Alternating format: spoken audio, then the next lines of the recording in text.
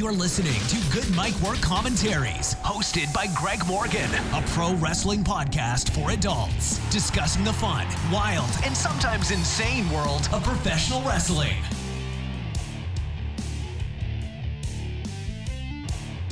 What is up, everyone? Good Mic Work Commentaries back at you with episode 493, here to give you a nice recap, put a cherry on top on what was an amazing WrestleMania week and weekend. We have got so much to talk about. This will probably be one of my biggest and longest regular weekly podcasts that I've ever done. I'm just laughing here looking at my notes how much shit I have written down to talk about. And we're going to get into everything here. I was up all last week during WrestleMania week for various videos, Q&As, and prediction videos. And I had 3 or 4 live streams for all of the events. But this is my first sit-down full podcast review of all of the events that we saw take place over the week. So what I'm going to get into here today is all of my thoughts on WrestleMania, all of the different matches, the Hall of Fame ceremony from Friday night, my review of an absolutely amazing NXT TakeOver show on Saturday night, and of course, we'll talk about the post-WrestleMania Raw, the post-WrestleMania SmackDown, and all of the news and returns and debuts that we saw on both of those shows. There is so much to get into. So, as far as my WrestleMania opinions go, my opinions on the controversial main event with Roman Reigns and Brock, my opinions on the controversial finish to Asuka and Charlotte, all that will come as we're discussing Raw and SmackDown. And since this podcast is going to be extremely long, if you're watching this on YouTube, I'm going to put time codes in the description below. So just peek down there and you'll be able to see the timestamps for all of the different topics that we're going to discuss today in case you want to skip around.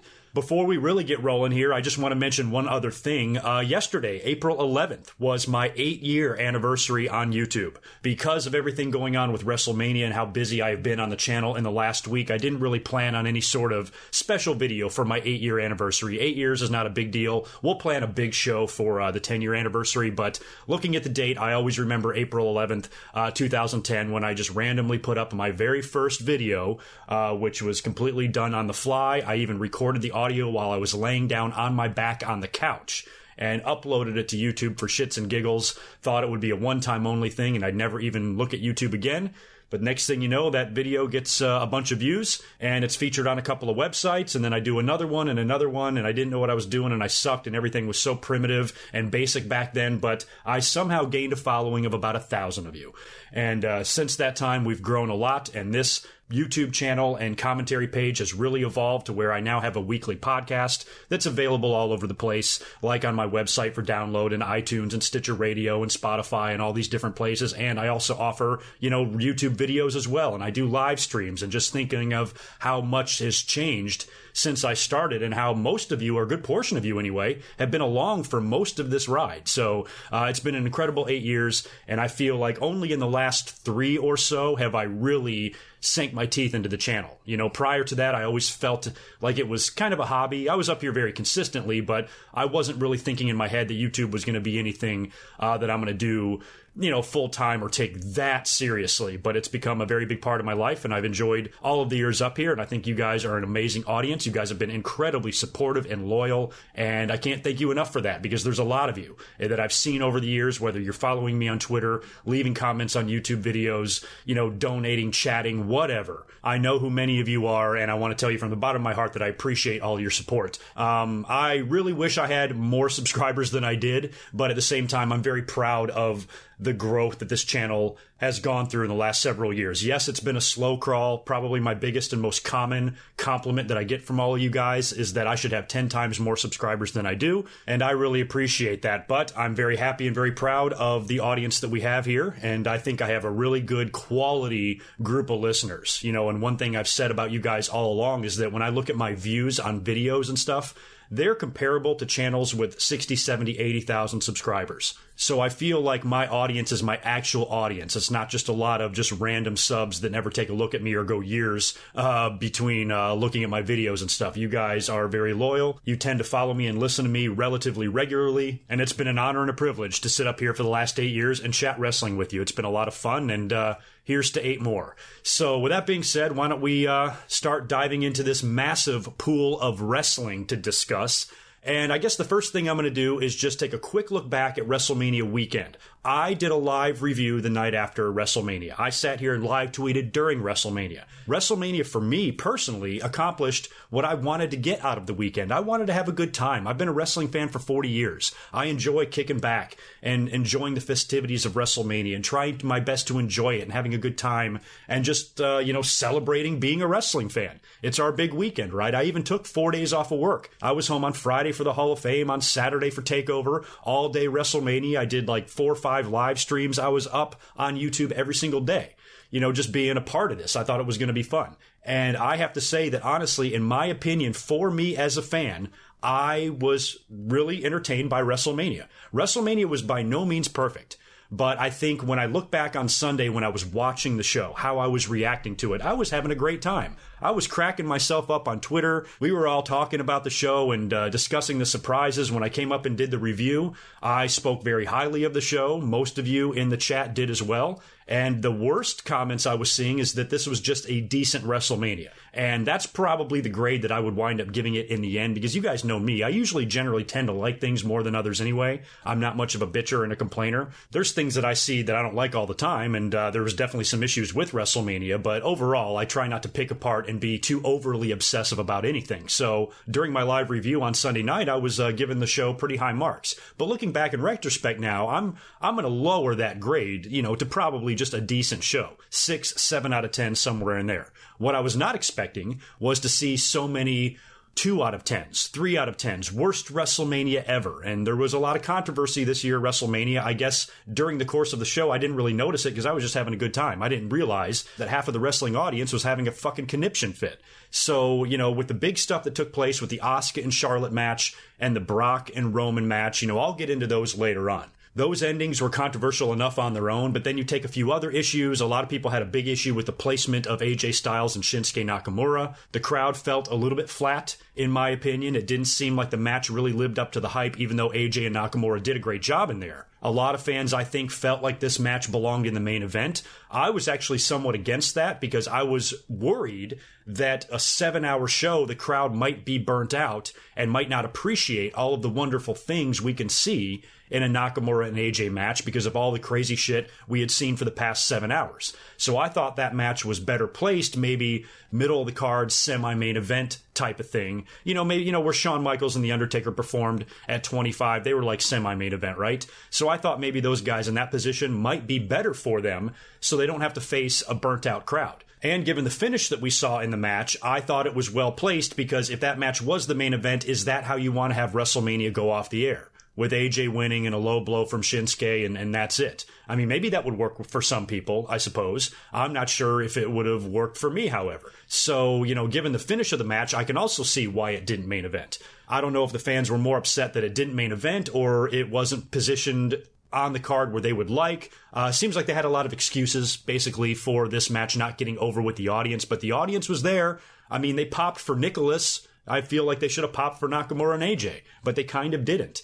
And, a lot of people wanted to see a title change as well, and I'll get into that later on. And that's one big point I'm going to bring up later for the critics of this match is that think about Shinsuke Nakamura since he's come to the main roster. What has our biggest complaint with him been? It doesn't feel as special as when he was in NXT. WWE has kind of dropped the ball in the booking of Shinsuke Nakamura. He's been fun and he's been a babyface and entertaining at times, but he doesn't feel like he's doing anything special. It doesn't feel like his character is special at all or any sort of a threat. He's just really a fun, loving babyface. So turning him heel here, which I did not see coming, has essentially made Nakamura as interesting as he has been so far on the main roster. So to me, that's a positive. Yeah, he didn't win the title, but now instead of doing the babyface show respect and hug and go their separate ways, which pretty much eliminates Shinsuke Nakamura from title contention, at least for a little while, because now he's had a couple of opportunities and he's fallen short. And, now if he just shakes hands with AJ and walks away, where does he go? He's just going to be, middle of the card, maybe sent to Raw in the shakeup or whatever and completely out of the picture. But now as being a heel, shit, this can set up a rematch with AJ, assuming that he doesn't get moved in the shakeup, which he very well might. But now, as a heel, he can continue doing what he's doing with AJ and potentially get a rematch, maybe at Backlash or something, and potentially still win the title in the next, couple of months on the pay-per-views, depending what happens next week. So I thought, in the end, looking back on the Nakamura and AJ match, I don't really complain about it because I think it's something new for Nakamura. Yes, he didn't win the title. Yes, it would have been nice if he had that moment at WrestleMania, but as a babyface, a lot of us have been complaining about the way he's been used. So now with a heel turn, and don't even bring up Roman Reigns. That was one of the comments I kept getting on Twitter when I was talking about the Shinsuke heel turn. Everybody was like, well, they won't do it for Roman. And I'm like, this goes back to my point that I made in my last podcast when I was talking about Daniel Bryan. And everybody in the comments of my Daniel Bryan has been cleared to return to the ring video kept mentioning that Daniel Bryan absolutely must face Roman Reigns immediately and make him tap out. And if he doesn't, then WWE is fucking stupid. And I'm like, wait a minute, slow down here. It's been an hour and a half since Daniel Bryan is cleared, and already you've got Roman Reigns tapping out to him. Can we just take one step at a time here, please? And the same thing with Nakamura. I'm expressing my optimism of Nakamura being a heel, and people are like, oh, well, they won't fucking do it for Roman. And I'm like, Jesus, don't get me wrong. I would love to see Roman Reigns turn heel. I think that's probably the best thing for this guy. But I'm not talking about Roman. I'm talking about Nakamura. Like, why is Roman interjected into every single subject that we have to talk about? And that was a big problem all weekend long. And I'm like, I'm talking about Shinsuke Nakamura on SmackDown, and for some reason you're bringing up Roman Reigns on Raw. So I don't know who's more obsessed with the guy, the people that hate him or Vince McMahon. It's a toss-up in my book. But we'll get into plenty about Roman Reigns later on, and you guys will probably enjoy my thoughts on the main event, because honestly, I do agree with a lot of you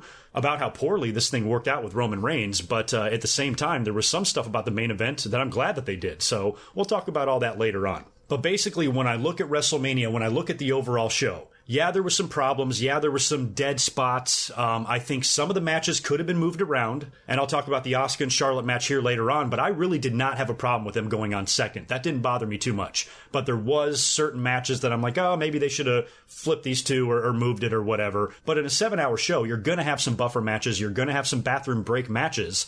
And on a card that was this stacked, sometimes meaningful matches are going to have to be those bathroom breaks. I think the U.S. title was a buffer. I think the SmackDown tag was a buffer. Nobody seemed to care about either one of those matches. I even really enjoyed the Nicholas stuff when it was happening. Like, as it was going on, I was just in the moment of it. I'm like, oh, this is fun. This is entertaining. I'm cracking up about it on Twitter. The fans in the audience were marking out when Nicholas got that hot tag. Holy shit. That can be considered, and that's a candidate for Pop of the Night. Yes, it is. Nicholas winning a title, one of the most ridiculous things to ever take place inside of a WWE ring, might have gotten the biggest pop on the biggest show of the year. Let that sink in.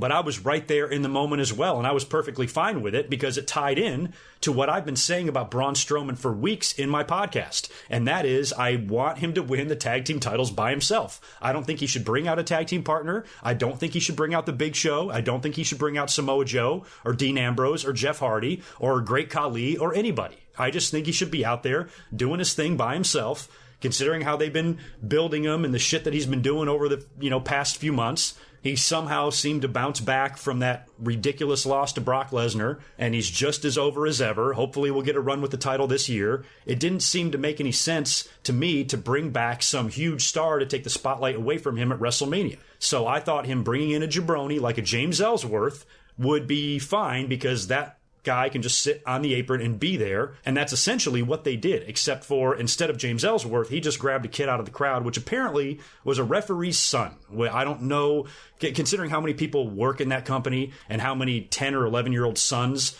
are probably running around that place. I don't know why this kid got picked, but I was trying to enjoy it for what it was, but then after what we saw on Monday Night Raw, after they relinquished the title, now I'm looking back on the Nicholas situation and saying, okay, that was fucking stupid. So we'll get into that a little bit later on as well. But Daniel Bryan's return was pretty much everything that I thought it would be. So incredibly amazing to see him back. I thought the match was okay, and when you think about the two GM matches from Raw and SmackDown going into the show, which one would you bet on being the better match? And we'll talk a lot about that here, starting in just a minute when I talk about Monday Night Raw. And then, of course, the big confrontation at WrestleMania with John Cena and The Undertaker.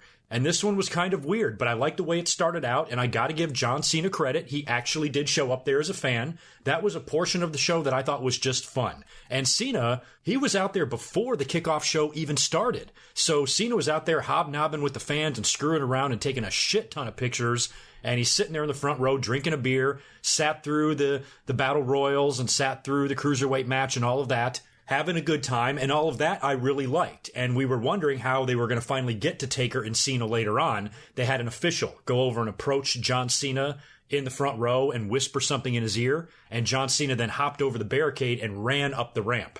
Now, the only problem I have with that is that he did all of that right at the end of the Charlotte and Asuka match, which was kind of a big deal because Asuka's 2.5-year streak is over. And I think there was so many different places that they could have done that with John Cena. They could have done it, just 5 minutes later, once the girls actually leave, not when Charlotte is doing her celebration up the ramp and Cena just darts right past her. I thought that was really stupid. But aside from that, the way they did the whole thing with having Elias come out, I thought was, relatively fun. And all of the rumors that we all speculated on never came true. We were all speculating that perhaps The Undertaker could show up as the American Badass. Kid Rock got inducted into the Hall of Fame on Friday night, so maybe he could play The Undertaker to the ring and Undertaker could come out on the motorcycle and all of that, but it was not to be. So Cena's out there. Elias then comes out. Cena kind of runs him off. They have a little scuffle. And that's when Cena starts to leave and the lights go out and they come on in the ring and you see Taker's jacket and hat there. I thought maybe he was going to come out as the badass, but then a bolt of lightning hits and then the jacket and hat disappear and he comes out as the dead man. The Undertaker has returned. Last year's retirement was all a fucking work. As sad as that was, as emotional as that was, and how it really truly seemed like it was The Undertaker's last match, here he is, back the very next year, working with John Cena. And I've got a shit ton of mixed emotions about it, because you guys know, all year long, I was adamant that I did not want The Undertaker to get back in the ring. But it's one of those things, I talked about this in my live stream after WrestleMania. Undertaker is one of those people, he's Andre the Giant-like. And we just watched that documentary this week on HBO, which I'll get into that later on in the podcast as well. But he has that just icon status to him that I just let it go. I'm like, you know what? He's The Undertaker. If he wants to do this, it's fine. I'm not going to shit on him. I cannot shit on him unless the date is April 1st. And I just... I'm happy to see him. I mean, a tear came to my eye just to see him come out to the ring. It was just special for me. Even though I didn't want him there, Undertaker has that effect to where even though I didn't want to see him, once I saw him, I was happy to see him. And he pretty much squashed John Cena. And I said that in my predictions video, he has to win. He's got to beat John Cena. John Cena can't call him out and shit on him for weeks on the mic. And then Taker shows up at WrestleMania and Cena beats him. That's not going to work. So I was happy that The Undertaker defeated John Cena. I thought The Undertaker should defeat John Cena. And now he's back, and there's some big news about the Greatest Royal Rumble involving The Undertaker as well, which we will also talk about later on in the podcast. So I don't have a whole lot of complaining to do about The Undertaker and Cena stuff, except for maybe I wanted to see the badass. Other than that, I thought Cena sitting in the crowd was very fun. I even mentioned this in a tweet on the night of WrestleMania, is that John Cena really does have a likable side. And it seems like now that it's been so many years and the fans are we've moved on from John Cena's reign of terror where he's winning every match for 10 straight years. The fans have transferred their hate over to Roman Reigns. They still don't really like Cena that much, but their obsessive hate and attention has been directed to somebody else. So people are starting to appreciate some of Cena's better qualities. And one of his better qualities, I feel, is that he's always just a very kind of happy, fun-loving guy. He's always interacting with the audience, and he's always involved in these type of situations that you see that side of him. You see that this is a pretty cool dude. If you met him in real life or met him in a bar or had a beer with him, you probably get along with him quite well. So I enjoyed seeing Cena in that environment, just doing something different. It's definitely a first for WrestleMania. And to have Cena going all out, I mean, he was there. He literally sat in the front row and all that shit. And he was a fan. I don't know why he didn't get arrested when he hopped the barricade and ran up the ramp. but he was there as a fan, and it was fun. And then having The Undertaker come out there and John Cena losing to him. John Cena has lost a lot in the last year. A lot. And how about this for a stat? At WrestleMania, John Cena, Roman Reigns, and Randy Orton all suffered losses at this pay-per-view. So that's not horrible, right? Now, granted, it's very unlikely that that's ever going to happen again, because now with The Undertaker back, we all have to wonder, what's he gonna do next year? WWE made it seem at WrestleMania, especially with the commentary of Michael Cole and those guys, that The Undertaker was back with no signs of stopping. So now it's almost like the retirement rumors are out the window. And I'll talk about what he's got planned in Saudi Arabia in a little bit, but they've even got him booked for that show at first against Rusev and now changed last minute versus Chris Jericho, which is a whole nother situation, and we'll get into that later. But with The Undertaker back, it's like, okay, here we go again. Now we need to start with the WrestleMania 35 rumors. Who's he going to face? Are we going to get the rematch? I think right after the bell, right after The Undertaker pinned John Cena, I had people telling me on Twitter and everywhere else on social media that they're smelling a rematch right away here. Maybe they're going to do the retirement next year in New York at MetLife, and it's going to be Cena versus Undertaker 2, and Cena beats him, and Undertaker officially retires this time. Which, with The Undertaker, like I said earlier when I was talking about tolerating him coming back time and time again just because he is The Undertaker, I don't know if this guy is ever really going to officially retire, to be honest with you. But now they've set up a situation again where The Undertaker could potentially be retired next year by John Cena. And they can even throw some added twists in there if they want. What if near the end of the year, The Undertaker pulled a Bill Goldberg? What if The Undertaker maybe in early 2019 or late 2018, maybe he wins the world title one last time, and then he goes into WrestleMania to defend it against John Cena, and John Cena not only defeats The Undertaker, wins the title, retires The Undertaker, but also breaks Ric Flair's title record. So they could go in that direction if they wanted, but it would make for an incredibly predictable match if you did that, because John Cena's going to win. I'll tell you what, man, it's a good thing that Roman Reigns had that match against The Undertaker last year, because if that would have been anybody else having that quote-unquote retirement match with The Undertaker, fans would be livid at John Cena for taking that moment away from that guy. Oh, man, he could have gone down in history as the guy that retired The Undertaker, but instead, selfish Cena had to come back and ruin the whole fucking thing. Like, we would hear that. But luckily, fans don't give a shit about Roman Reigns, so they don't care that he had this feather in his cap taken away from him. But whatever they choose to do with The Undertaker, at least we know it's going to be a fun year of speculation, because we're going to get to talk and chat and speculate as to what WWE is going to do in New York all year long. So let me know in the comments below, what do you guys think is going to happen here in the next 12 months with The Undertaker and with John Cena? Those were kind of the big moments at WrestleMania, the ones that most people were talking about, the ones that generated the most controversy, if you would say. So those are kind of my quick thoughts on that, and I'll elaborate more as we go here. But overall, for the WrestleMania show, what it was, when I look at everything and judge the matches and judge the presentation and the entrances and the surprises and the shocks and the heel turns and everything rolled into one, I have a really hard time giving this WrestleMania a poor grade. I'm very surprised that people hated the show as much as they did, but you know what? I don't care if you did. And, I guess it's, I'm really happy with the awesome audience that I have. I don't really deal with any sort of bullshit except for around WrestleMania time, because the audience is bigger, more people are watching, more people have shit to say. So, when I'm talking about enjoying WrestleMania, I'm getting hate tweets. Oh, you're a fucking idiot for liking WrestleMania. What are you, fucking stupid? That shit was horrible. They dropped the ball on this, and they didn't do this right, and they should have put this here. And this was dumb, and that was dumb. And I'm like, okay, you clearly did not like the show. You have your reasons why, none of which I agree with, but you have the right to that opinion. And I'm so sick of hearing these tweets like, I just speak the truth. No, you don't just speak the truth, you fucking dumbass. You speak your opinion, and we all have one. And if you want to hate the show and tell me about it in the comments and on Twitter, you have every right to do that. You didn't like the show, and I don't care that you didn't like the show. You shouldn't care that I liked the show. Why the fuck are you going to waste your time to try to convince me to not like the show? What's the fucking difference? Nobody is right. Nobody is wrong. Your opinion is not more valuable than anybody else's. My opinion is no more valuable than anybody else's. I'm just telling you what I personally thought of the show. I'm not going on Twitter and insisting WrestleMania was good. And if anybody out there thinks that it wasn't good, you're a fucking idiot. And how stupid can you be for thinking it's bad? I would never in a million years even think about tweeting something fucking retarded like that or attacking any of you. If you wanted to hate the show, go right ahead. And you can even tell me that you hated the show. But don't sit there and tell me that your opinion is right and my opinion is wrong. Look up the word opinion. We all have the right to enjoy or not enjoy the show. My Twitter poll that I put up right after WrestleMania. Did you enjoy WrestleMania? Most of you thought it was a decent show. Not good, but not bad.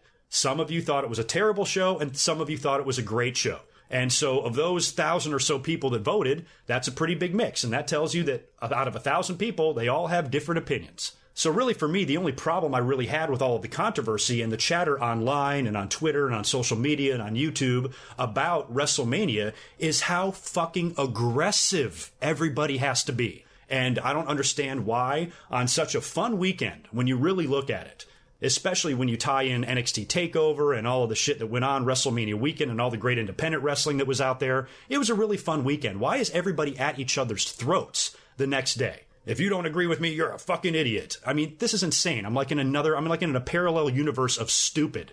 But unfortunately, WrestleMania did kind of unleash a lot of the assholes, and they were really coming out of the woodwork. And I found it funny that here or there, not often, but I mean, I was getting attacked a couple of times.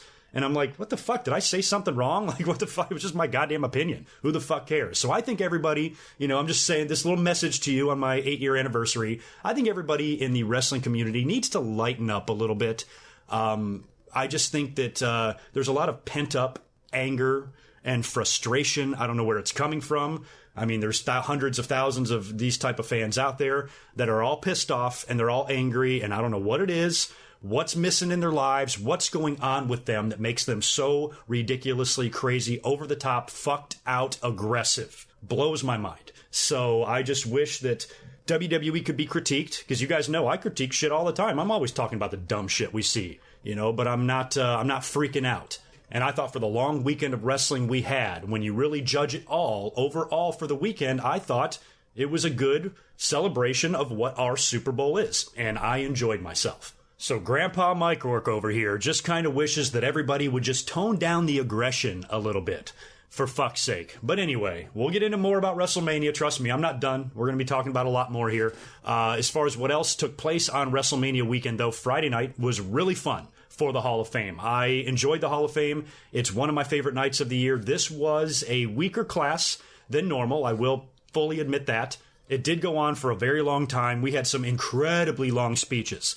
I think the highlight of the night, probably the best speech of the night, was Mark Henry. I think everybody can agree on that. And I cannot thank Mark Henry enough for finally coming out. He's the first one to really come out publicly in an open forum like this, taking time out of his Hall of Fame induction speech, of his night, of his moment, to make a plea to Owen Hart's family to let him join his friends in the Hall of Fame. And that touched me. I thought Mark Henry was the perfect guy to deliver that message, because whatever people want to say about Martha or whatever, she has the right to be bitter.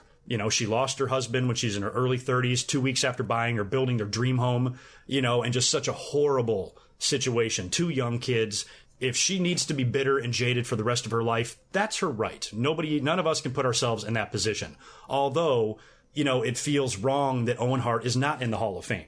And there's a lot of Owen's family, the rest of his family, that would like to see him there. He has family currently wrestling right now that would like to see him there. And tons of his peers and guys that he worked with and his friends in the business want to see Owen Hart kind of have that moment. And it was cool for Mark Henry to kind of just reach out and say something. I don't know if it's going to mean anything, but if we do one day get to Owen Hart going into the Hall of Fame, whether it's 30 years from now when Martha is dead and his kids agree to put him in, or if it's sooner than that, maybe in the next 5 or 10 years, maybe we can look back at Mark Henry's speech as being the first step into getting the King of Hearts in the Hall of Fame. So if I take away anything from this Hall of Fame, it's what a nice gesture and what a really stand-up thing for Mark Henry to do, requesting that Owen be put in the Hall of Fame, and even saying the company didn't make me say this, they didn't send me out there. This is not any sort of message that I'm trying to deliver for anybody. This is my opinion, and Owen Hart should be here with us, is pretty much what he said. So that was probably my highlight of the night. And Owen, he got more than one mention, because he also got mentioned in Jeff Jarrett's speech, which I really liked. And Jeff Jarrett, you guys know, was never one of my favorites, but I enjoyed watching him go into the Hall of Fame. I thought Road Dogg did a really good and funny job inducting him. I loved it when he announced Jeff Jarrett and he came out there and Road Dogg's kind of ribbing him. And he's like, give me that fucking hat. And he takes the cowboy hat off. And Jarrett had a lot of nice things to say. He had some nice shout outs as well. Talked about his match with Shawn Michaels at In Your House, which is one of my personal favorite Intercontinental title matches ever. He even walked out that night. That was the night of the Live With My Baby Tonight performance. And he even shouted out The Miz, which I thought was cool, because a lot of us are really liking The Miz right now. And he's come such a long way. I mean, just think about when The Miz came in 2006, what a putz he was, just what a douche. Nobody liked him. The fans didn't like him. The wrestlers didn't like him. And here he is now being called out by legendary former Intercontinental Champion Hall of Famers saying, hey, Miz, you're doing that belt proud. That was pretty amazing. So I enjoyed Jeff's speech a lot. The one part I did not enjoy, however, was the ending when the Road Dogg came out there and they tried to sing With My Baby Tonight for the audience, and they started walking through the crowd, very reminiscent of what the Freebirds did, I don't know, last year, year before, whenever that was, and they did the dance, and Garvin and Hayes are out there dancing around, and it was great. They did a great job, and it was entertaining as shit. Road Dogg and Jeff Jarrett completely blew this. They were out of breath. They couldn't sing the lyrics. They were out of tune. They were missing verses. They were trying to get the crowd to sing along, but they weren't really helping very much, and it just sucked. And Edge and Christian even came out and made a second appearance in the Hall of Fame as well.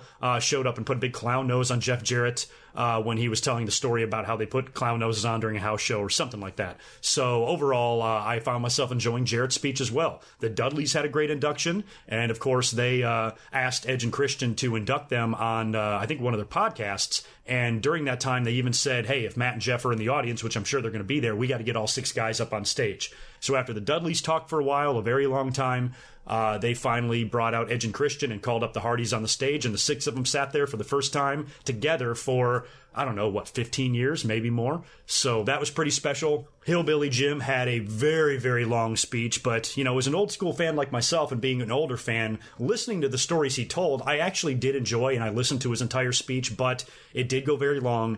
And if you're an 18-year-old fan, it was probably pretty hard to sit through that. But luckily for me, I knew the names he was mentioning, and I remember the times he was bringing up, so I could tolerate it, but it definitely went on for a long time. And so did Goldberg. I mean, Jesus, Goldberg was the headliner. After all of that, he came out and even said right off the bat in his speech, I'm going to make this short, and then he talked for like 30 minutes. And the Warrior Award kid, little JJ Robertson, he's the best one since Connor, man. That kid is so fucking entertaining. I was marking out for him all weekend long. I mean, put this kid back on TV. I don't know what his health is long term. Hopefully, with his liver transplants, he can live a long and healthy and somewhat normal life. And he doesn't have any more issues, but he might. He's a lot older than he looks, too. He's like 16 years old. But his liver problems and transplants really affected his growth. But the kid is absolutely hilarious. Dripping, soaking wet with charisma. And at the time, we hadn't had the new SmackDown GM announced yet. And I was saying all weekend long, I'm like, make it this kid. Think about how great he would be. I love the way he ribs The Miz. He's calling out The Miz in his speech, talking about how The Miz is his least favorite wrestler, and they're doing little backstage interviews too. I mean, the kid was absolutely hilarious, and he would dance, and he was so full of energy and so full of life. He's like a little miniature Teddy Long on crack. He's great. So I completely fell in love with that kid, and I would love to see more of him on in WWE. And, I'm not a big fan of the Warrior Award and what it's become, and Dana is somewhat exhausting to listen to, and I'm not even a very big fan of the Ultimate Warrior personally. At all. But a kid like JJ kind of removes all that from my mind, and I just enjoyed him, enjoyed watching him enjoy his moment and trip me the fuck out, because that kid was hilarious. And that brings us to Saturday night for NXT. Now, I came up here on Saturday on YouTube and live reacted to the show. I actually watched it just like I do for Monday Night Raws, and that show was phenomenal. And we knew it would be, and I was getting a lot of very positive feedback from the show. A lot of people were putting this up there with one of the best takeovers ever, which is saying a lot because we've had a lot of great takeovers. I've heard this one mentioned in the same breath as War Games, and I thought the match in the main event that they had with Gargano and Ciampa was incredible. It's been just a remarkably beautiful, well done build to this match finally happening with the heel turn and the injury and the rehab and all those months, and it's taken us, a year to get here.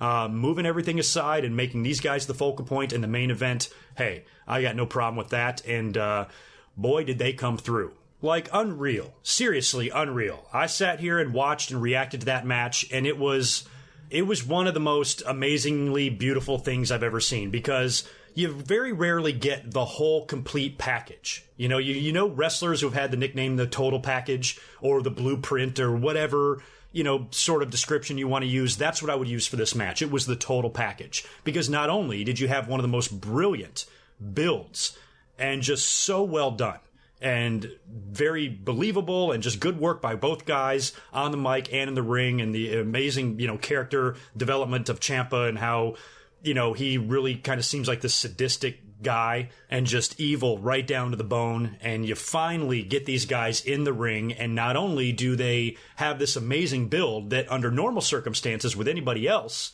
on the main roster or wherever, the fans would be praying that this lives up to the build. But given who these guys are and how good they are in the ring, we had a really good feeling that this could be match of the fucking year. And I'll be damned if it ain't a candidate, because goddamn was that good. I cannot wait to see Meltzer's star rating on this, but I'm giving it 5 because it was a beautiful story. I mean, it was just that the psychology was off the hook in this whole thing, and in the match too.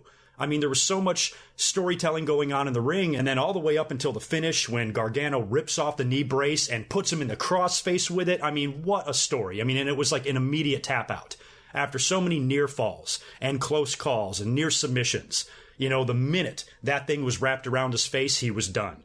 And it was just a full circle moment for Gargano because, he's back in NXT now because he lost the Loser Leaves Town match to Almas. So this was a non-sanctioned match. Anything goes. They were allowed to do whatever they wanted. They beat the fuck out of each other, and then he finally wins in the end, gets reinstated to NXT. And they even teased you that he would lose because Daniel Bryan was coming out in interviews and saying, I hope Gargano loses because I want to sign him to SmackDown. So they were making the fans think that maybe Ciampa would actually eliminate Gargano and maybe he'd go to the main roster and start doing his thing over there. But for him to win in that way, in that fashion, and for them to take us on such an incredible roller coaster ride, I appreciated the match. I appreciated the work those guys put in. Like I said, they beat the shit out of each other. Ciampa took the power bomb on the concrete on the outside of the ring. His eye was swollen. All of the bumps, just insane bumps they were taking.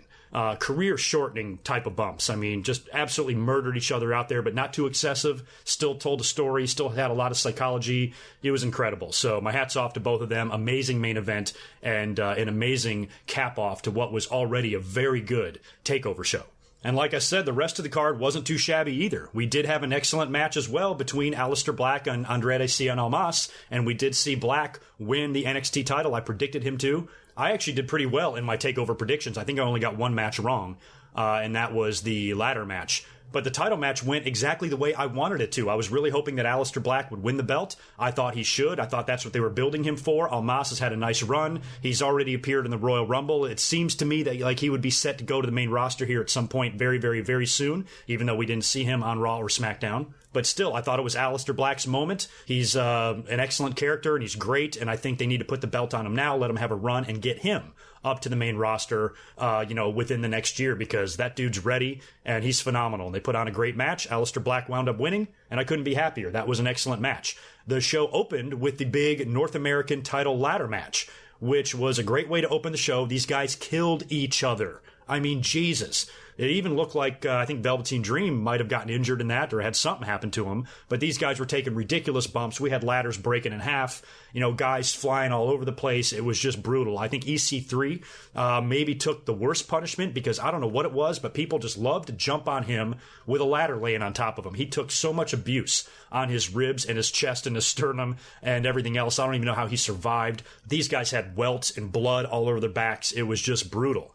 And in the end, the guy that I originally was going to pick to win this match wound up winning. Adam Cole did win the North American title, climbed up and retrieved the belt after just an amazing match of craziness. But I picked Velveteen Dream. I kind of changed my pick at the last minute because since Adam Cole has been inserted into the tag team situation, I thought he would retain the belts and maybe not have two titles. But that's actually exactly what they did. Which brings me to the tag team match, and I just loved it. I actually loved this triple threat. It was the dustiest of dusty finishes you could ever have, which I thought was a nice tribute to him. We had Adam Cole and Kyle O'Reilly retain the NXT Tag Team titles and win the Dusty Rhodes Classic tournament, a tournament that they weren't even in the finals of. So just hilarious there, kind of nice little touch, and perfect tribute to the Dream. The big swerve in this is one that a few people called out. I was skeptical myself because when I was doing my predictions, the reason I picked Undisputed Era to win was because the other teams seemed like it's just not their time. Dunn and Roderick Strong were just thrown together, and Authors of Pain were rumored to be heading up to the main roster. So I didn't see them winning it. And Pete Dunne and Roderick Strong were not much of a tag team. And Undisputed Era, even though they're missing their regular guy, there's still some cohesion there with Cole and O'Reilly. So I'm like, fuck, they're probably just going to retain. And then the big swerve was Roderick Strong turning heel. Brilliant. Bobby Fish is out with an injury. Roderick Strong, maybe the babyface experiment is over for him. He doesn't really have a direction right now. And putting him in Undisputed Era and having him fill that void, and that faction can now continue, mostly uninterrupted, because Bobby Fish's injury was catastrophic, I think. So now having Roderick Strong in there, it gave you a swerve and a fun little twist, and it sent Roderick Strong in a new direction, probably a better direction for him. And now Undisputed Era has a whole new look, and there's a lot of title belts. And you got Adam Cole holding 2 belts. I don't know if maybe he's going to try to pass off the tag team title to Strong at some point. That way he doesn't have to worry about defending both. But Adam Cole, here we thought he was going to do double duty and potentially walk away empty-handed, and he walked away with all the gold. So fun little story there. I enjoyed the tag team match. I enjoyed the finish, and I enjoyed the heel turn, and enjoyed everything about it. And I also enjoyed the women's match. And I did pick Shayna Baszler to defeat Ember Moon. She did. She wound up tapping her out. That might have been the worst match on the card, but I don't even think it was a bad match. That just goes to show you how awesome TakeOver was. But it was also a vastly different show than WrestleMania. If TakeOver was 7 hours long, trust me, they would have had some matches that fell flat too. But luckily, it was the right amount of time. It was the right amount of matches. All the matches had meaning. There wasn't a bathroom break match and all of that. It was just kind of like non-stop wrestling. And we didn't even see any big surprises. You know how at every TakeOver, we always see a new signee, an independent guy, a TNA guy, a Japan guy. Somebody's going to be sitting in the crowd. We didn't get that this time. So nobody kind of showed up. But I think they made up for it with just a great card of wrestling. And that's all you can really ask for. So I enjoyed the shit out of NXT TakeOver, and I enjoyed the Hall of Fame the night before. And I thought the weekend was off to a great start. And then we wrapped things up with WrestleMania, and like I said earlier, I didn't hate the show. I'm not giving it a 10 out of 10 or anything, but I'm certainly not giving it a 2 out of 10. I'll give it a grade of just a decent show. But like I said, overall for the weekend, I was happy with what we saw. So why don't we now finally move into Monday Night Raw here, since I've been talking forever about WrestleMania weekend, and we'll start getting into this.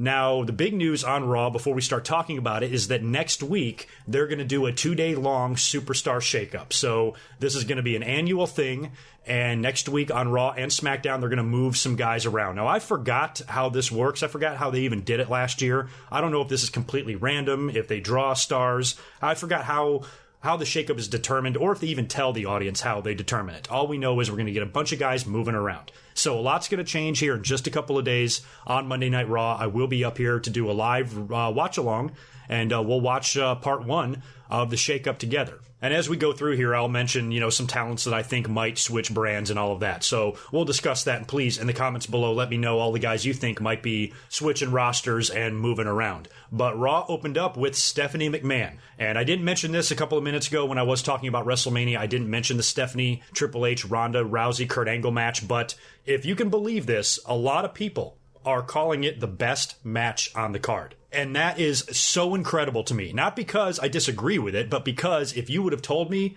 prior to WrestleMania that match would be the best one, I would have told you that you were fucking crazy.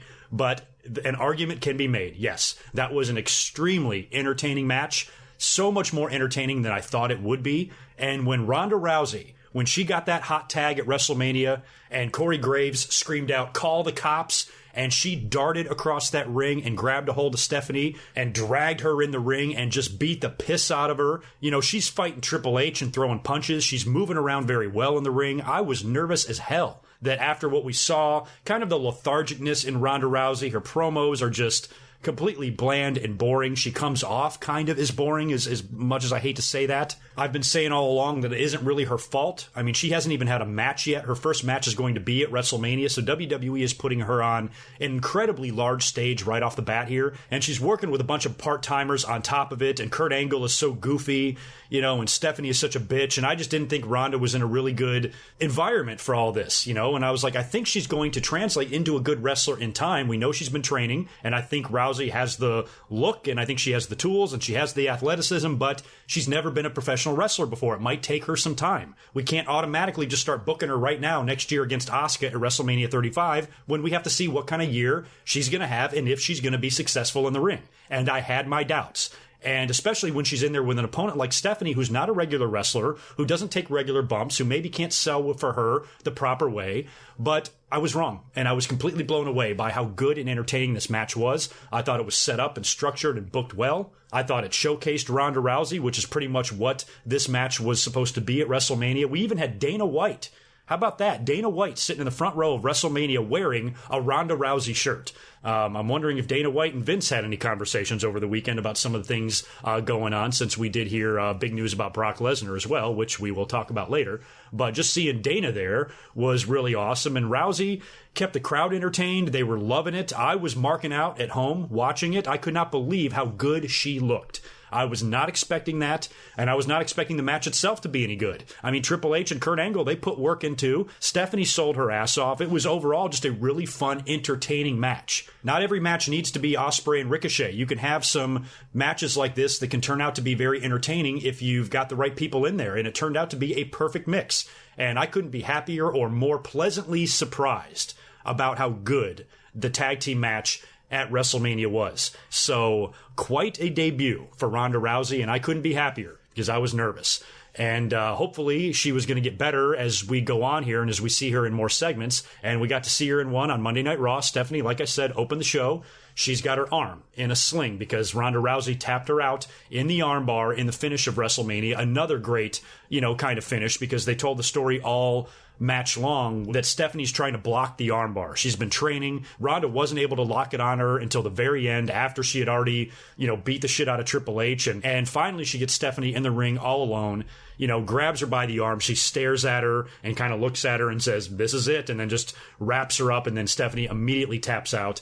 So Stephanie's out there in the ring with her arm in a little brace or something, and she immediately starts kissing the ass of Ronda. Talks about how Ronda proved herself, and she's trying to be all nice about it and respectful, and even calls Ronda Rousey out to the ring. Stephanie has no backup. Triple H is not there. She wants to call Ronda Rousey out to the ring and shake her hand and give her a hug for some reason. Ronda then comes out there, and she's kind of back to being her old Ronda self. She's kind of smiling and not doing a whole lot, but it was still better than what we've seen. And then eventually when Stephanie goes to shake her hand and try to make amends, Ronda's smile turns to a scowl, and she looks at Stephanie and then winds up wrapping her up in an armbar again. And then I really liked the way she got on top of her and pulled off the arm brace. That was good. And then put her back in the armbar on the same injured arm, this time seemingly breaking it. Stephanie is tapping out and screaming, and the EMTs then come out and attend to Stephanie and get her out of there, and she's a mess. So if I had to guess now, maybe this is going to lead to Stephanie trying to make Ronda Rousey's life miserable, and Ronda now is maybe going to be put in matches by Kurt Angle that Stephanie is going to come in and change. I don't know, but eventually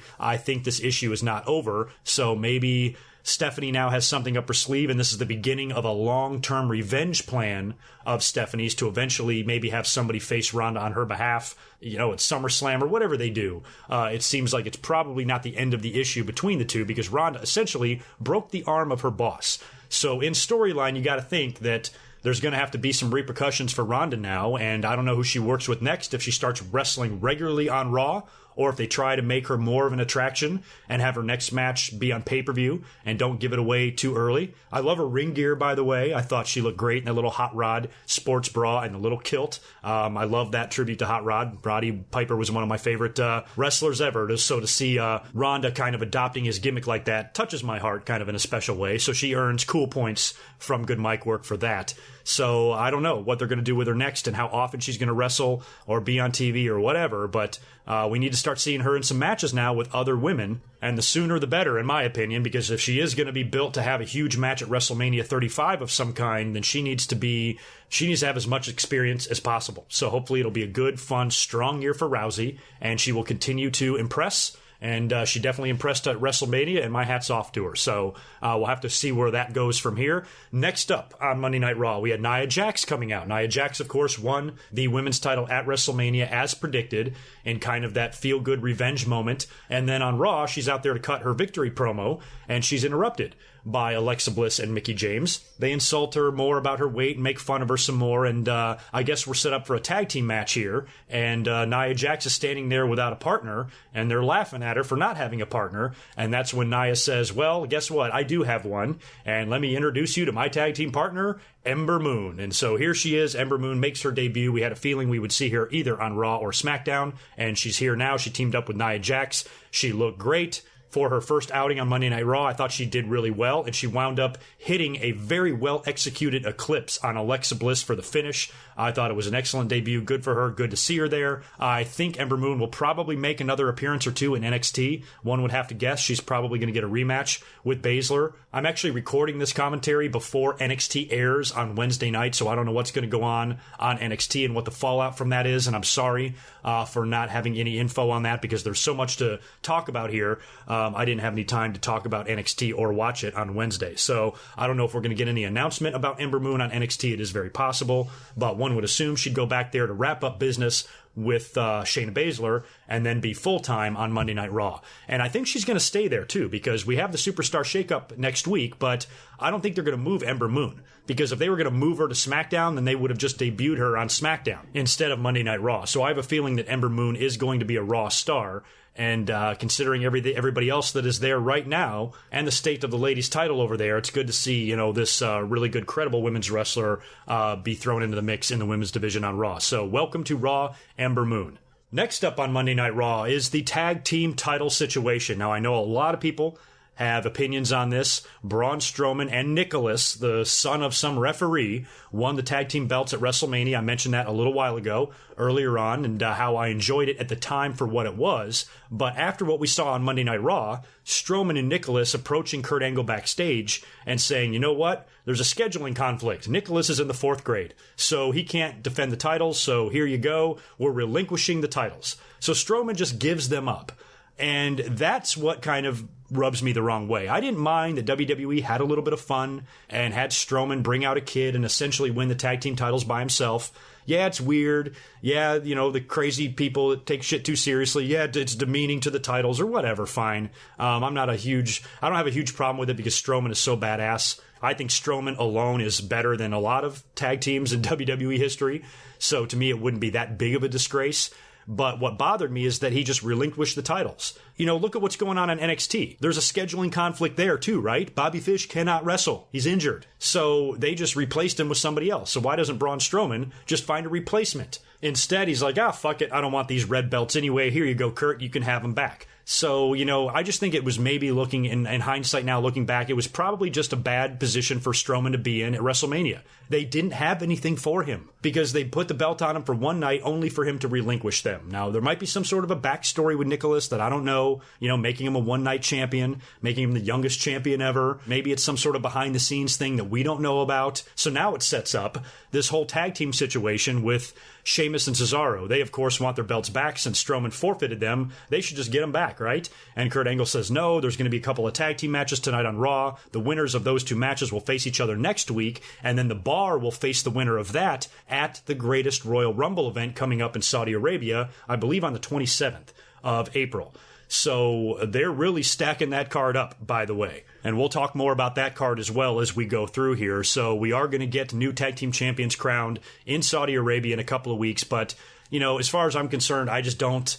Looking back now, I don't see the point of putting the belts on Strowman and that kid just for him to give him away and potentially for the Bar to wind up just retaining him. What was even the point of doing it? I think the whole thing was just to give Braun Strowman something memorable to do at WrestleMania, something that sticks out in the record books. He won the tag team belts with a 4th grader. Yeah, people are going to look twice at that.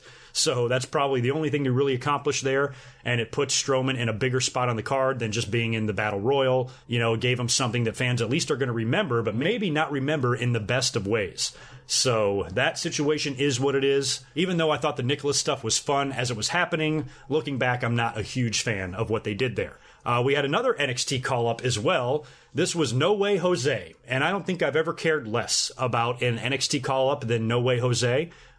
Is it just me, or is this guy Adam Rose? I mean, I've seen him a couple of times in NXT, but I didn't know he was coming out there with the rosebuds. I mean, Jesus, there's a bunny rabbit in the entourage there, and they're all coming around, bouncing around, just like Adam Rose did. I mentioned that on Twitter, and somebody's like, no, it's not really like Adam Rose. I'm like, what the hell are you talking about? It's exactly like Adam Rose. It is the exact thing that Adam Rose was, just with the entourage and the bunnies and the weird costumes and the dancing around.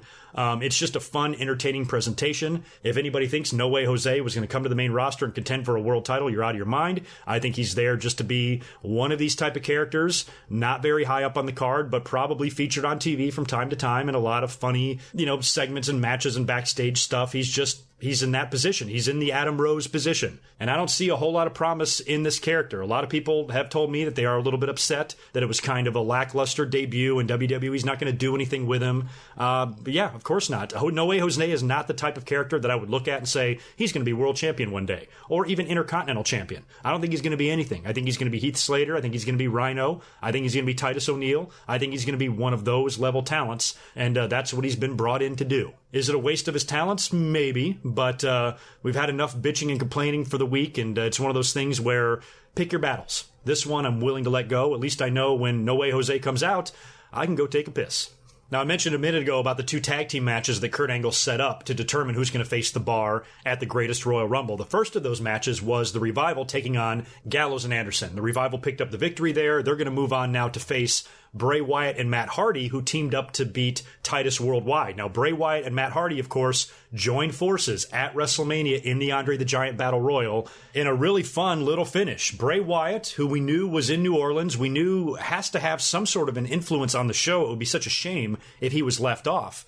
It's down to Matt Hardy and somebody else in the ring. I can't even remember who the last guy was in there. Or maybe Matt was in there with a couple of guys. And Bray Wyatt then showed up. The lights went out. Bray Wyatt is in the ring. And he feeds the 2 guys right to Matt Hardy. He tosses him over the top rope and wins the Battle Royal. And then embraces and hugs with Bray Wyatt. And it was a wonderful moment. It was fucking incredible. We all speculated that eventually Matt Hardy and Bray Wyatt should align after their feud runs its course and after they do some crazy shit at the compound and stuff. And given the fact that Bray Wyatt was tossed into the lake of reincarnation, he now comes back and he's aligned himself with Matt Hardy, and the two of them can just be balls nuts together. And it might be fun. It might act as a resurgence for Bray Wyatt's career. I know that sounds crazy because in this scenario, it seems like Matt Hardy is kind of the leader. Bray Wyatt's never been the follower. He's always been the leader of the faction, the guy with all the mind control. And now it seems like Matt has got his hold on him. I don't know if eventually they're going to become kind of just equal partners in this whole thing, but they're together right now. Whether it leads to another breakup and WWE rushes it and has them break up again and has more matches, I don't know. But if they get over as a duo, I think WWE should run with it. They might actually be fun together. And then they had the tag team match on Raw, which they won, and now they might be the odds-on favorites to win the belts at the Greatest Royal Rumble. I don't know if they even need to. I'm fine with putting the belts back on the Bar. Matt Hardy and Bray Wyatt are so insanely entertaining together in their own ways, especially Matt, that I don't even know if belts are necessary for this duo. They can get over without them. But knowing WWE, they just might put the belts on them. And if they do, I'm fine with it.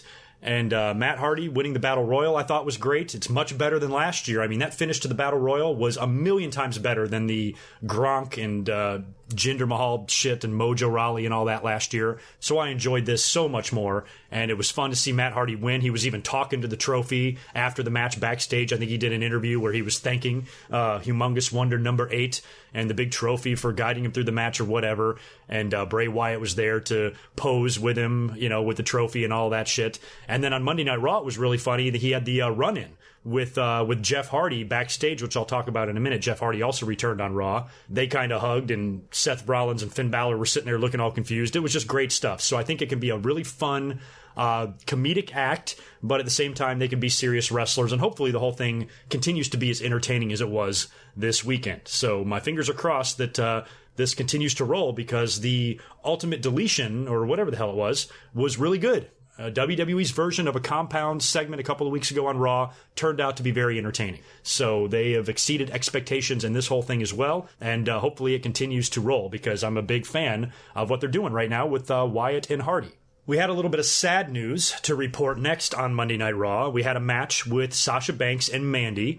Mandy Rose got the victory here after there was more miscues with Bayley and Sasha. I don't know what the hell is going on with these two. I can't believe that they're still in each other's corners. I thought they had already imploded. A couple of weeks ago, we saw Sasha attack Bayley backstage, and they were brawling. Bayley, I think, tossed Sasha over the top rope at the Battle Royal, and they fought and scuffled and brawled a few times on Raw, but yet here they are, still trying to cling to this friendship, and it's just taking forever. So there was another miscommunication between Bayley and Sasha, allowing Mandy Rose to get the victory here. So this issue is going to drag out again. Next week it may finally implode, and the two ladies may finally, for real, split up, and one of them, for real, will turn heel, because I thought we already kind of saw a heel turn, but we didn't, and it just seems like these chicks cannot get it together and decide if they like each other or not. So hopefully that implosion will finally happen next week.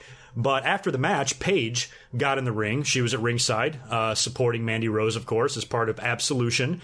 And she gets on the mic, and she proceeds to retire from professional wrestling, which is sad. She did commentary at WrestleMania during the Battle Royal. She even mentioned that maybe she can be there next year. I've held out hope. I've been of the opinion that Paige one day will wrestle again. But then again, it's not exactly like Daniel Bryan. It's not a head issue. Hers is more of a neck issue. And the fact that she could be risking paralysis and really serious damage to her neck if she continues to wrestle, and the doctors have advised her to retire. And she had a speech, and the whole time, since it's the night after WrestleMania, if this was any other night, I'd probably believe it. But I was watching the promo waiting for the heel turn. I didn't realize that the Absolution girls left the ring. I kind of thought they were still in there. So I thought Paige was going to turn on the two of them and beat their asses and say, I'm back or whatever, but it never came. And then as the promo was going on, I'm like, you know what? Mandy Rose and Sonya, I think, left the ring, and they've left Paige alone in there. This is probably for real. And Paige, we've all kind of, been on her case a little bit lately. She's, she's had a tumultuous last couple of years. I haven't been a big fan of hers, just the way she acts and who she is now. Even those openings to her movie trailer have been really kind of uncomfortable to watch. Hey, Paige here. I'm here to tell you about a new movie or whatever. It's just, I don't know, it's just creepy. I don't know how to describe it. But despite all that, and despite what she's done with Alberto Del Rio and anything that she's done that's kind of annoyed me, I've always really respected Paige's in-ring ability and how young she started wrestling and how good she was. And when you look at where the women's division is now, you can trace a lot of this back to her. I mean, when Paige came in was really when it started getting rolling. I mean, AJ Lee was better than most women's wrestlers, but I don't think she was, Emma or Charlotte or Natalia level. But she was still doing her thing in there, and she was still very good. But when Paige came along, it seemed like, wow, we actually have wrestlers winning the women's belt now. And they eventually dropped the Divas title and turned it into the Women's Championship and started treating it more seriously. And look at where it is now and all the great women we have there. And Paige really got the ball rolling on a lot of that stuff, and I give her credit for that. It was the night after WrestleMania 30, 4 years prior, in that same building, which I didn't even realize, when she made her debut. So for her to retire in that very same spot 4 years later, I thought was a very fitting end. She didn't blubber on in a big speech for, 3.5 years about her long career. She had a 4-year career, and she had a short retirement speech. She laid a t-shirt down in the ring and left it all right there in the middle and left the ring. And that was it. Crowd gave her a standing ovation. I feel horrible for her. I just think this sucks terribly that at this age, at 25, 26 years old, whatever she is, she's got to hang them up. I was holding out hope that she would maybe get cleared one day. And maybe she still will. But for right now, she's retired. And we were all speculating on where she goes from here, and we knew that SmackDown would need a new general manager, and along with the names of Hogan and Jeff Jarrett, we had talked about Paige. Paige's name was brought up, and boy, did she land on her feet. In WWE, I applaud them, because Paige, she might not be the most stable person in WWE. She's had a very dramatic life in the last couple years with a relationship with Alberto Del Rio. She's had a couple of wellness policy violations. Maybe WWE's trying to keep her straight here and say, okay, you have to retire, but we're not going to give you a chance to feel sorry for yourself. We're going to move you right into something big and make you the GM of SmackDown. And I said all along that Paige would be a really good GM for SmackDown, because Paige is good on the mic. She's better than most ladies on the mic, and I think in that role she can do fine. AJ Lee was the GM once. Why not Paige? So we'll talk about Paige being the GM of SmackDown when we talk about SmackDown here in a few minutes, but this is all tying together. We have shit happening at WrestleMania and Raw and SmackDown, and it's all just all over the place. So I apologize if it feels like this podcast is all over the place, but I'm trying my best to structure this and go in order here. But I wish Paige nothing but the best. I feel horrible that her career is over, and I just hope she keeps her head up and she sinks her teeth into this new role. I really liked that she mentioned in her speech that people have talked to her, people like Edge, who's had the very same neck problems and had to retire for the same reasons. She's probably getting some advice from Daniel Bryan as well, who also got put in a GM role when he had to retire. So Paige is kind of reliving his situation herself. So hopefully there's enough people there to surround her and support her and give her advice, and she'll flourish in this GM role. I really hope she does. So best of luck to you, Paige, and I'm going to talk about you again here in just a few minutes. Next up on Monday Night Raw, we had Elias performing a concert where he shit on the New Orleans audience, and he was interrupted by somebody. He was interrupted by somebody that we knew was coming because it was spoiled earlier on in the day on Twitter. A photo had surfaced of somebody in WWE's production team leaving Lashley's graphics on a computer monitor in the production area. And a fan or somebody took a picture of it and tweeted it. So we knew Lashley was coming because we saw the Titantron and we saw the graphics and all that shit. So we just didn't know when he was coming out. A lot of people thought that he would show up the night after WrestleMania and challenge Brock Lesnar. And we've been speculating about this for weeks, actually. And I've been of the opinion all along that I like Lashley. I've got nothing against Lashley. I'm happy that he's coming back into the company. But he has not been there in 10 years. And even when he was there, he wasn't there very long. And he wasn't that huge of a name. I mean, people knew who he was, and he was a relatively big star in WWE at that time. But he wasn't an icon. And what he's done since then, he's been in TNA a lot. Nobody even really, there might be fans out there that don't even know who Lashley is, or maybe have only seen him once or twice. So I was thinking to myself, I'm like, you know what? If they get to the end of Raw and they've got Brock in the ring cutting a promo, and then Lashley comes out to confront him, is the crowd even going to care? Think about back in 2012 when John Cena, after he lost to The Rock and he's in the ring cutting the promo and Brock came out, the roof blew off that place. I don't think that would happen if Lashley came out and confronted Brock and challenged him. I just don't think Lashley is that level of star. So I was really happy to see him come out and face somebody lower on the card like Elias. But in another really kind of foolish decision by WWE, they put him out there with Elias. Of all people, Elias is so over. Even when he's out there shitting on the crowd, the dude is over. But for the most part, Elias is very well liked. I love the guy. I think he's great. So if Lashley is coming back and WWE wants to get him over as a babyface, I think the last guy he needs to kick the shit out of is Elias. And the crowd seemed a little bit quiet the whole time when Lashley was beating up Elias. I mean, Lashley got a decent pop when he came out there, but once he started beating up Elias, I don't know if the fans really cared that much. They seemed really quiet during that really long vertical suplex that he hit on Elias. So welcome back, Lashley. Great to see you. I thought he looked amazing. The dude looked amazing. He has not aged a day. So I hope Lashley does great things. It's just, I don't know, bringing him in, even though I was happy he didn't confront a main eventer, having him beat up Elias probably wasn't the best idea either. So hopefully Lashley will not fall into that rut where the fans don't care, and WWE's obsession with getting him over as a babyface doesn't fall flat the way it's done with Roman Reigns and Batista and other guys like that. So best of luck to Bobby Lashley. We weren't done with our debuts. Heath Slater and Rhino were out there in the ring cutting a promo, and holy shit was this obvious. They were on the mic calling out any tag team to come confront them. Come out to the ring right now. And we all knew it was going to be Authors of Pain. It was. Their music hit. They got a big pop. They came out there and beat the hell out of Slater and Rhino. And then in a little twist at the end, as they're leaving, they push away Paul Ellering and just push him aside and walk away, essentially seemingly dumping Paul Ellering. And again, I was surprised at the level of backlash on this. I mean, people were pissed. I said months ago in one of my podcasts when we were talking about the Authors of Pain joining the main roster, I said one of the first things I said is that do they bring Ellering with them? I didn't see it happening. Paul Ellering is, older now. He's got no business and probably does not want to be on the road full time. I think he's got some duties in NXT, and he's a great person to have there. Having that wrestling mind amongst all of those stars of the future is a great tool to have at the Performance Center, I feel, and in the NXT environment. So if it was up to me, for the good of the business, I would actually keep Ellering in NXT, because I didn't see him joining the Authors of Pain on the road, having to work house shows and go through that grind again. Ellering doesn't need to be doing that. He's got no business doing that.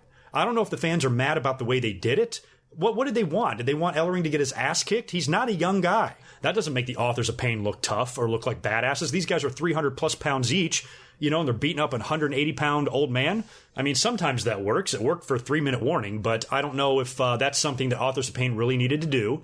And I guess the fans were mad that all they did was push him away with no explanation, but don't worry, we can still get an explanation. They can do a backstage interview talking about why they did it. They might have already done that on WWE's YouTube channel or something. I don't know. Maybe Renee Young caught up with him backstage. Hey, why'd you do what you did? And they're probably just going to have some reason that we want to be on our own now and we don't need his tutelage anymore and we don't need his leadership. And it's just a way to write Ellering off of the main roster and keep him in the NXT environment, assuming he's still staying there. Maybe he'll manage a different team down there and bring him up to confront Authors of Pain one day. I don't know. But as far as how they did it, it wasn't that weird or uncommon. I mean, it's been done before. I referenced years ago, 30 years ago, when the Hart Foundation dumped Jimmy Hart. After WrestleMania 4, Bret Hart kind of went babyface. Jim Neidhart kind of joined him as a babyface. And so when they would have matches on TV right after WrestleMania, Jimmy Hart was coming out to the ring to support them. And they kept sending him away. They said, go away. They didn't beat him up. They didn't kick his ass. They didn't cut a promo on him. They basically did the same thing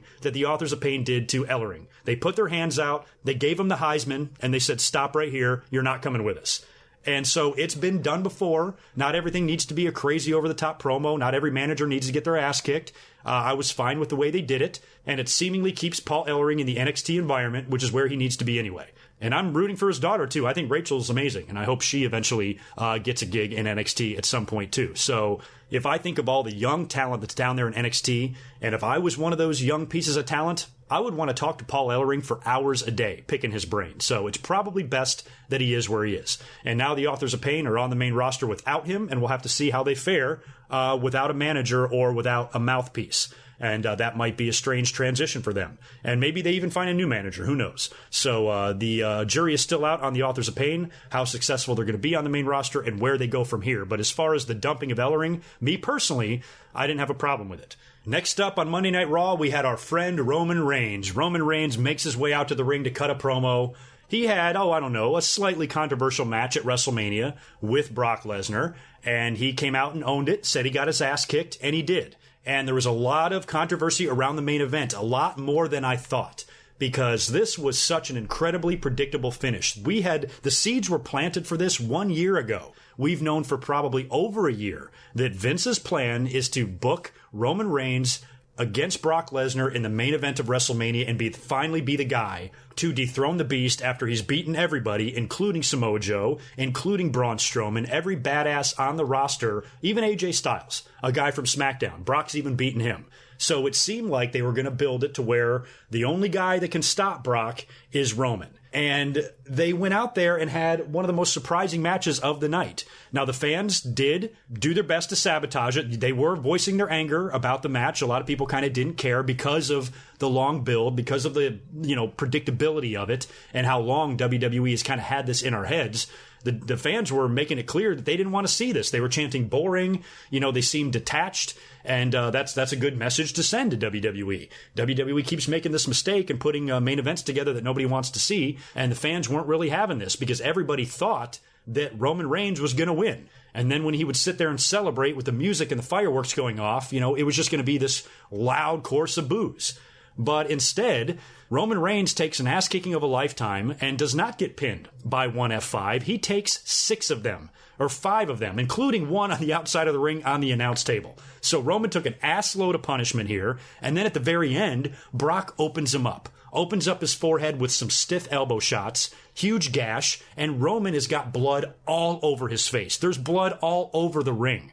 A lot more blood than I thought WWE would ever have in the main event of a WrestleMania in today's day and age. I almost think he bled too much. Maybe WWE did give the green light on a little bit of color, but it wasn't supposed to be that much. And instead, there's a bucket of blood in that ring. And Roman, I'm thinking in my head, oh man, this is going to kind of maybe be a Stone Cold Bret Hart WrestleMania 13 situation. Maybe WWE is really trying their best to get the fans to actually have sympathy and care and cheer for Roman when he wins, if he can win with a face full of blood. But instead, he gets, after some close calls, he had some Superman punches, he had some offense, but eventually Brock got him up again, hit him with a 6th F5, landing Roman right inside of a pool of his own blood and piss, and pinned him for the 1, 2, 3.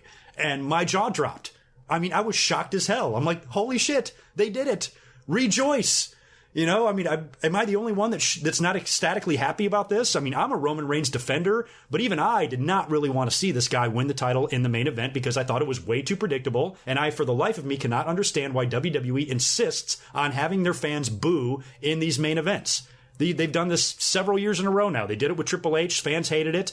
The fans would have hated last year had they not made the Undertaker's retirement or a supposed retirement kind of steal the spotlight there. It was more about that. But if you take away that retirement, you know, and now you judge that match for what it was, yeah, that sucked because it was another predictable ending with Roman Reigns celebrating at the end of WrestleMania. Now you're going to do it again. So for the WWE to make that sharp turn and take that swerve right at the end and have Roman Reigns lose, I let out a big sigh of relief. And I was like, man, everybody out there that hates Roman Reigns, that screams at the top of their lungs about what a fucking sorry-ass wrestler he is and how stupid WWE is with him, I thought in my head that this would make them happy. That Roman Reigns got beat bloody and just got left laying in a pool of blood and the doctors had to attend to him. I mean, he just got fucked up.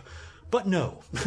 No, that's not good enough. Roman Reigns isn't allowed to not only win a match, but he's also not allowed to look strong. So apparently a lot of people had a problem with the 6 F5s. Okay, fine. What else is new? We're going to complain about everything, right? Now, I see the logic in that. I can understand that complaint a lot because when you see what Brock Lesnar did all year, everybody else he beat with 1 F5. So why does it take 5 for Roman? Remember what I said earlier about pick your battles? Hey, I get it. You're not entirely wrong about that, about the 5 F5s. But for that to ruin the match for you, you got what you wanted. Roman Reigns is not the champion. What would you rather have? Would you rather have him win? Imagine if he took 5 F5s and won. Oh, then you'd really be pissed. So yeah, the 5 F5s was a little bit ridiculous, but at the end of the day, Brock Lesnar beat the piss out of Roman Reigns and bloodied him up and beat him completely clean, and Brock Lesnar has owned Roman Reigns every time they've stepped in the ring together. Whether it's a promo on Raw and they start brawling, Brock kicks his ass. Whether it's a fatal 4-way at SummerSlam, Brock kicks his ass and pins him for the finish. Whether it's the main event of WrestleMania, Brock kicks his ass. And Brock kicks everybody else's ass on the roster too. So now it seems like there's nobody left. It seemed like WWE was building this issue to where Roman Reigns was the only guy left that could dethrone Brock Lesnar. Now, that's out the window. Roman Reigns got his ass kicked again by Brock Lesnar. So yes, I understand. 5 F5s is a little bit ridiculous, but we've seen people kick out of F5s before, just not this year. So it's one of those things where, yeah, I get it. But now I think what it was is a lot of fans were really saving up their anger. They were saving it and they were ready to explode when Roman Reigns won the belt. And the fact that the WWE took that away from them and popped their balloon, as one person in my live stream chat put it. So I'm willing to agree with anybody that has a problem with the 5 F5s. I'm not willing to agree that the WWE is going to go out of business now because Roman Reigns kicked out of a bunch of finishers. For me, I was thrilled with the main event because it gave us something we did not expect. Our biggest complaint in WrestleMania main events, especially in recent years, is that we're getting predictable outcomes, especially in the main event. And here we thought we were set up for our 3rd or 4th one in a row, and WWE changes direction, has Brock win at the last minute, and I personally couldn't be happier. Brock Lesnar even re-signed with the company, and now he's set to defend the title at SummerSlam, most likely. And since Dana White was there as well, I don't know if there was a conversation about maybe a joint type of deal. You know, Brock Lesnar, if he is going to go back to the UFC, which Dana White has confirmed that he is going to do at some point, maybe he's worked something out to where he can do both. And it sounds like that's what's happened here. So now, I don't know if they hold him off and have him lose the belt at SummerSlam. Somebody mentioned to me, do you think WWE is going to have him beat CM Punk's record? Hell yeah, now I do. If he didn't lose it at WrestleMania, I cannot see him losing it in Saudi Arabia. I think he's going to keep the belt and probably wind up hopefully dropping it at SummerSlam, because how much longer do we have to go without the Universal title on Monday Night Raw? That was one takeaway and one silver lining that I was seeing in Roman Reigns beating Brock, is that if he did, okay, at least it puts the belt back on Raw, and at least it sets up Roman Reigns to drop it to somebody, hopefully, at SummerSlam. But now Brock still has it. We've got a long way to go until SummerSlam. We've got a shake-up next week. A lot of things are going to look different. And who knows who Brock Lesnar can wind up dropping that to. And again, who knows? Maybe, what everybody wanted to see, maybe, just maybe, Daniel Bryan does wind up tapping out Brock Lesnar to win the title at some point in the future. If that happens, I think everybody's going to look back at WrestleMania and not have a huge problem with it. So, I just think that people were taking it a little bit too seriously, because I never once disagreed with the kicking out of the F5s was crazy. It was totally crazy. But I think fans at the end of the day are just determined. They are relentless. They will not sleep until they complain about something. Where to me, I'm a cup half full guy. And so if I'm looking at this through the eyes of somebody that despises, detests, and loathes Roman Reigns with every single bone in their body, I would think, logic would tell me that those people should be really happy with the main event. But instead, it was the complete opposite. No, Roman looked too strong. Even though he lost, not good enough, looked too strong. I'm like, Jesus, well, they're not going to make him look too weak either. He's not going to go out there and get his ass kicked, in 5 seconds either, because WWE still, even with this loss, I'm sure, has plans for Roman Reigns to remain a main event guy. And he probably will win a world title again at some point. It's going on 2 years now since Roman has been champion. And a lot of people have told me that they want Roman Reigns to turn heel. Great. You know what? I am on team heel Reigns. I would love to see Roman Reigns turn heel, because clearly the babyface shit isn't working for him. Vince McMahon is as determined to make Roman a babyface as the fans are about bitching about shit. I mean, he's just as stubborn as they are. He just thinks that this guy can be his top babyface and people are going to love him. No, Vince, how can you not fucking see what's going on? The fans don't give a shit about Roman Reigns, which is a shame, because the dude is not a horrible wrestler. He's got a good look, comes from a hell of a family. He can be a big star that fans actually care about if you can just do some fun shit with him. So maybe now the lesson is learned. Maybe he'll go to Saudi Arabia and lose that cage match to Brock. And maybe, just maybe, he'll turn heel. I don't know what the odds are of that. Probably not very good if we've learned anything from John Cena. But maybe, in the future he can do something. Maybe he, aligns himself with the Authors of Pain and they form like a new Shield. I don't know. I say have some fun with Roman Reigns this year. You certainly can't book this shit again, can you? They're not planning to do Roman Reigns versus Brock Lesnar Part 3 at WrestleMania 35, are they? Fuck. Please tell me that's not going to happen. So I am a little bit nervous about whatever they do here, but I will tell you that I'm happier with this scenario than I would have been if Roman would have won the belt in the main event, because now we're just like, okay, he's going to face Samoa Joe at the next pay-per-view and beat him, and that might still happen because Samoa Joe interrupted Roman Reigns' promo, returned to the main roster finally after nursing his injury, and it's a shame that Samoa Joe missed WrestleMania, and boy, did Joe cut a hell of a promo. Wow. This guy's amazing on the mic. Got out there and talked shit to Roman Reigns and essentially wound up challenging him to a match at Backlash. So we are still getting Roman versus Joe, although there's no title on the line. So now we're in the situation again where I would assume that Roman Reigns would probably win this match, because I don't know if he's going to lose to Brock the way he did and then lose again maybe in the cage match and then go on to lose to Joe, unless he, develops a losing streak that leads to him turning heel. I really don't know, but that's a whole month away. We got enough time to complain about Joe and Roman, especially when Joe probably gets beat. But as good as Joe was on the mic, I would love for this guy to get an opportunity. He's not that young either. It seems like you got to strike while the iron's hot. It's now or never. It's shit or get off the pot for Joe. So in theory, it would be nice if he was able to defeat Roman Reigns, maybe earn a title shot or something like that and get a rematch against Brock Lesnar. Maybe they redo Great Balls of Fire again in July and they have a rematch. I don't know, but I'm not looking too much forward to where this feud is going between the two, because I think the fans aren't going to be happy where it leads, but at least judging it for what it was and the return of Samoa Joe, I thought it was a successful return, and it was a really awesome promo by Samoa Joe. So welcome back, Joe, and good luck as you are on your quest to kick the shit out of Roman Reigns. In one of the funniest moments of the night, Kurt Angle is backstage, and he's approached by Kevin Owens and Sami Zayn, who, of course, lost their match with Daniel Bryan and Shane McMahon at WrestleMania. They are fired from SmackDown. They showed up on Raw to approach Kurt Angle about a job. And in one of the funniest lines of the night, Kurt Angle says something to the effect of, well, I'm sorry, my tag team division is full, but I hear TNA is hiring. Oh my God. I was doing the live stream and my jaw dropped. It was such a funny reaction. I even tweeted a 20-second video of me reacting to Kurt Angle delivering that line, because it's the first time that I've ever heard the TNA initials uttered on WWE TV ever. So I was surprised. I was like, wow, that is fucking crazy. And I'm marked out for that.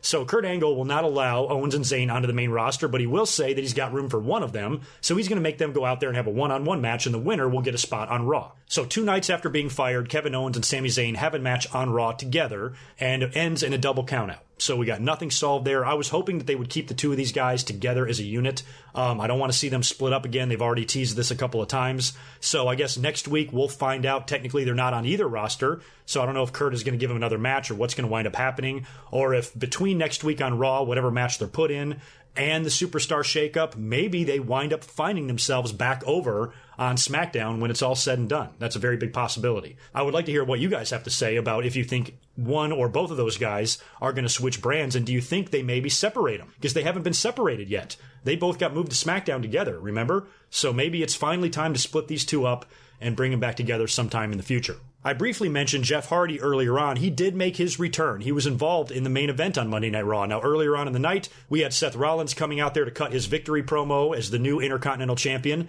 The Miz winds up coming out and erupting, and so does Finn Balor. And the Miztourage winds up challenging Seth Rollins and Balor to a match, 2-on-3. And that's when Jeff Hardy's music hits. He comes out there to join Balor and Seth, and that's one hell of a 3-man unit right there. And they would come back out later on in the night to be in the main event with the Miztourage. And Seth Rollins and Finn Balor and Jeff Hardy got the victory, and that was it. That was the main event. They'd even advertised, I thought, during Monday Night Raw, that we were going to get Undertaker and John Cena tonight, and Brock Lesnar. I thought we were going to see all these guys. We didn't see any of them, and the 6-man match turned out to be the main event. So overall, I thought Raw was still good. Maybe you didn't need all those guys because you had so much other shit going on. You had so many debuts and so many returns. Maybe that would have been overkill. So I'm fine with that, but I was kind of curious what they were going to do with John Cena moving forward. Maybe he's going to be off TV for a while. I don't know. So that's pretty much your Raw on that side of things. Now let's move in to SmackDown. We've got a lot to discuss here too. We had the show opening up with Shane McMahon coming out to cut a promo, talked about his match with Daniel Bryan at WrestleMania against Owens and Zayn, and I enjoyed that match. I haven't talked about that yet. I did enjoy seeing Daniel Bryan return. I thought he had just kind of a so-so return. It went exactly the way I thought it would. Much like the Ronda Rousey match, it was probably going to be a showcase for Daniel Bryan, and he did end up getting the win, right? Didn't he tap out? Did he tap out Sami Zayn? I forgot the finish of the tag match at WrestleMania. But Daniel Bryan had a triumphant return back in New Orleans, back where he won the title. It was just so good to see him. I mean, I had a grin from ear to ear when I was watching WrestleMania when he came out there. But again, like I said earlier about how good the Rousey match was, Shane and Daniel Bryan was not as good as that match, and I would have never thought that, especially with the talent in that ring aside from Shane. Between Daniel Bryan, Owens, and Zayn, I thought the 3 of those guys could tear it up. And they did do a very good job, and the match was good. But overall, I think I liked Stephanie, Triple H, Ronda, and Kurt a little bit better. But Shane is out there talking about their victory and that Kevin Owens and Sami Zayn are gone. And he also says that since Daniel Bryan is now an active member of the roster, that he's graciously accepted Daniel Bryan's resignation. So sure enough, just like we suspected, Daniel Bryan is not going to remain the GM of SmackDown. He really can't. And Shane doesn't waste any time. He announces the brand new GM right then and there, and it's none other than Paige. So a night before, she's retiring in the ring. The night after, she's the new general manager of SmackDown, and I'm really happy for her. Hopefully this is a good spot for her to be in. I hope it can keep her distracted, give her something meaningful to do. I think she can turn out to be a good GM. She might be fun. Who knows? She can't be any worse than AJ Lee, right? So Paige is out there, and she accepts, and she's very happy to be there. And right off the bat, she announces one hell of a main event for the show. Wow, a match that we were hoping we would see someday in WWE, and just like that, we get it on SmackDown in the main event 2 nights after WrestleMania, and that is Daniel Bryan one-on-one with AJ Styles. Wow.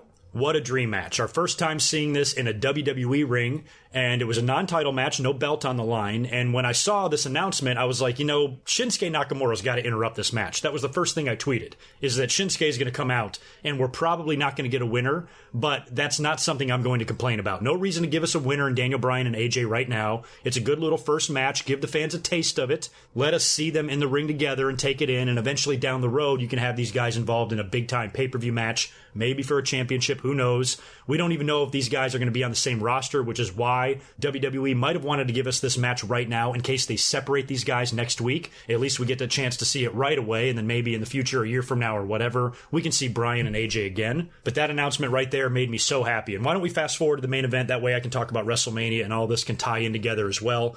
The main event saw exactly what I predicted.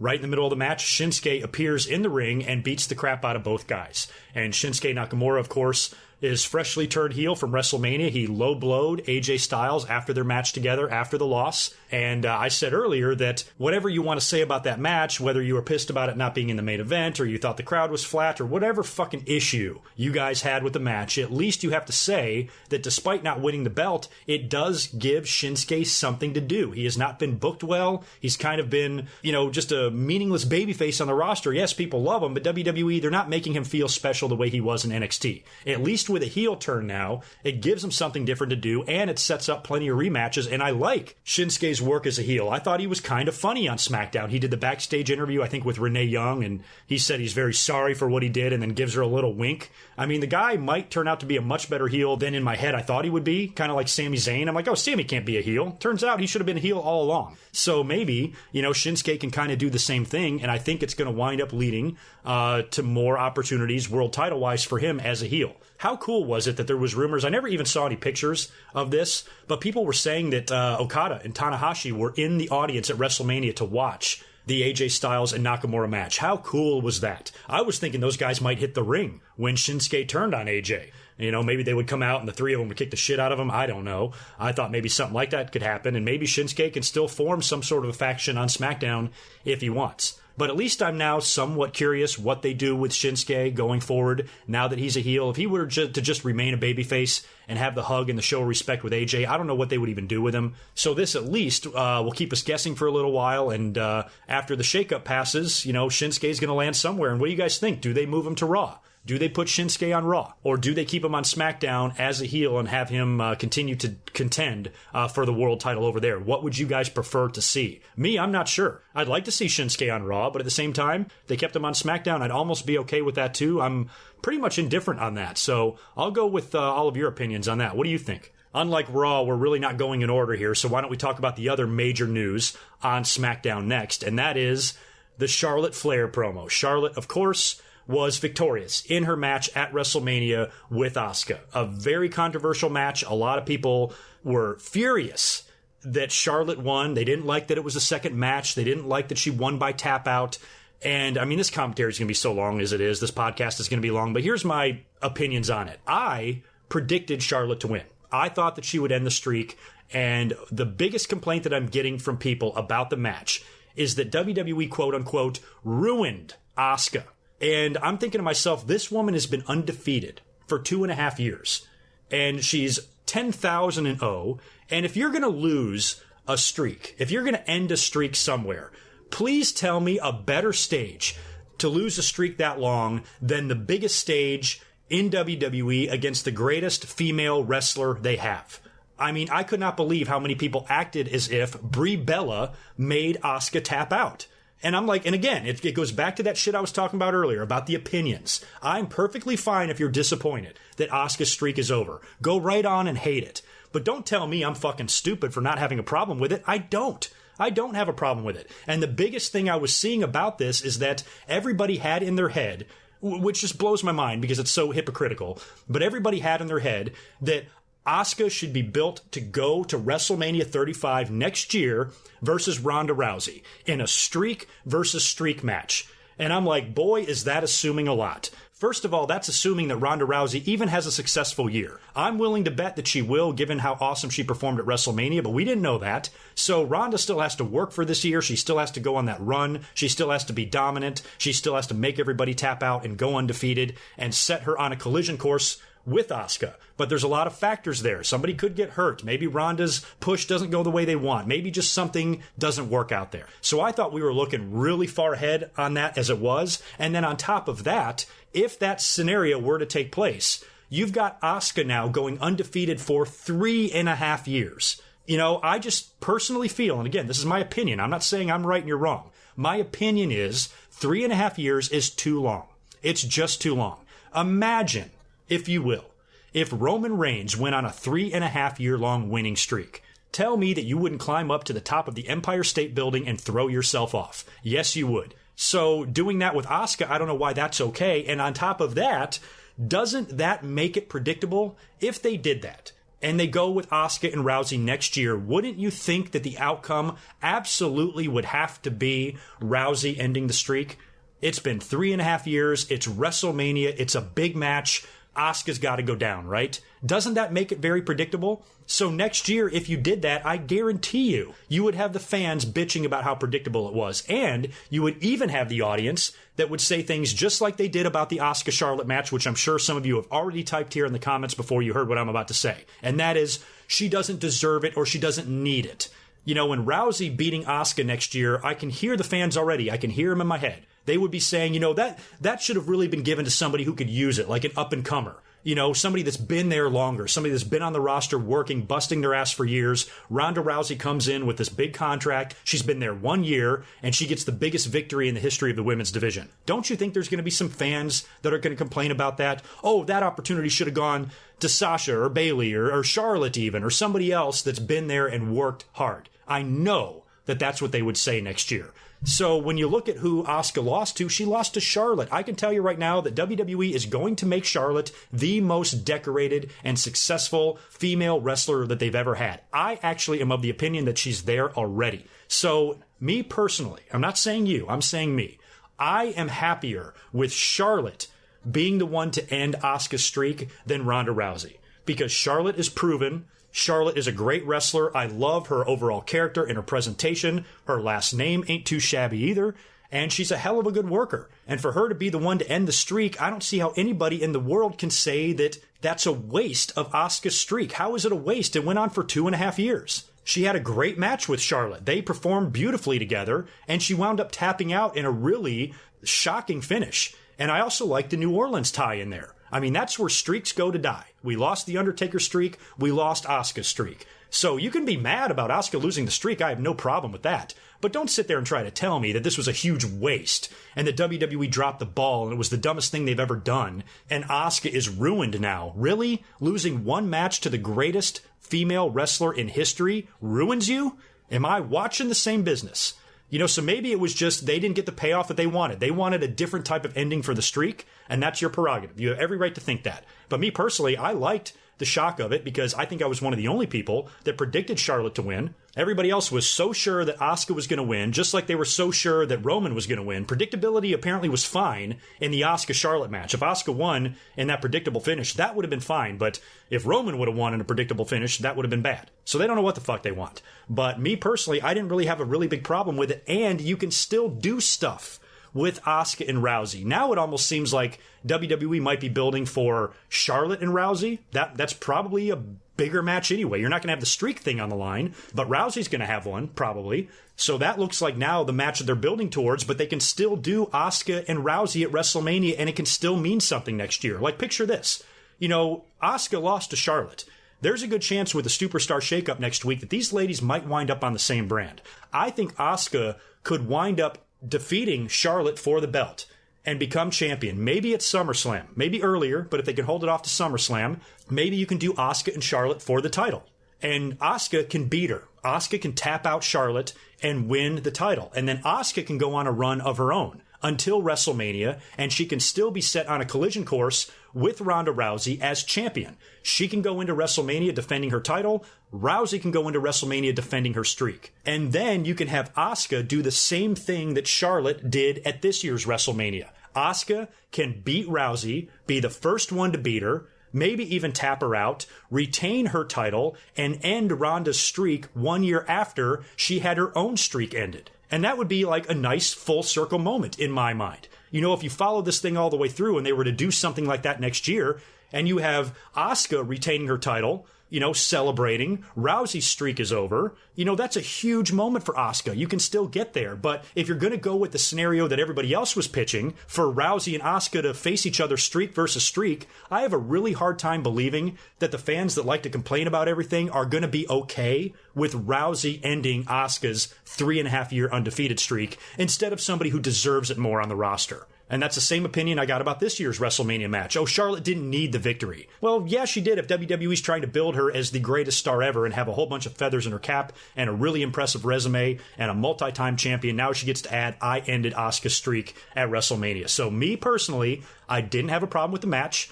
I was surprised that it came on second. I'm not going to lie there. But I didn't hate it. Didn't matter. The card is stacked. There's always meaningful matches taking place earlier on in the card now. We've had world title matches open up WrestleMania before. So for these girls to go on second, again, I've said it 3 times. Pick your battles. Is it really necessary to complain about that? It was still a great match. Fans were into it. Told a good story. Asuka's streak came to an end. Shocking finish. Everybody's jaw dropped. Some people liked it. Some people hated it. And it was very reminiscent of the Undertaker streak ending. It was the same thing. Some people liked it. Some people hated it. Some people thought it was very sad. Some people thought Brock was the perfect guy to end the streak. Some thought Brock was the worst person to end the streak. You got all sorts of opinions here. And again, like I said 100 times, nobody's really wrong here.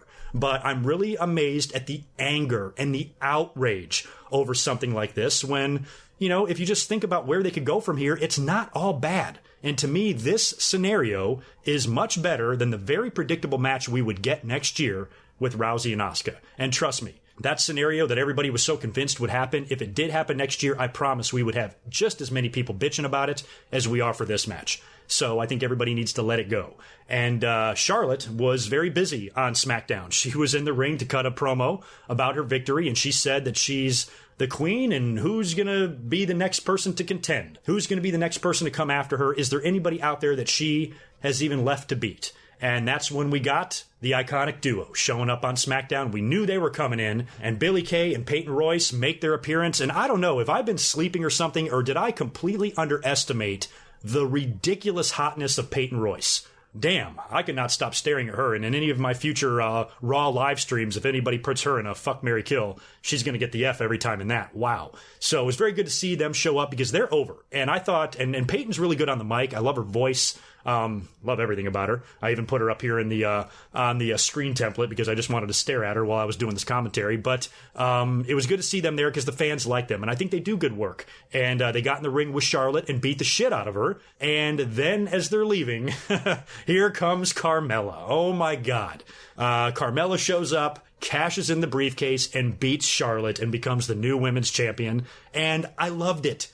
Again, people are pissed. Oh, this makes the Charlotte beating the streak even worse and it ruins it even more. No, it doesn't. It's totally fine, man. We had to have Carmella probably win the belt, right? So I would much rather take this scenario than the one that I was terrified was going to happen at WrestleMania. I don't know how many times I mentioned in my commentaries leading up to WrestleMania that I will freak out if Asuka winds up beating Charlotte and then Carmella comes out and cashes in the briefcase and ends the streak. I mean, I don't think I could handle that.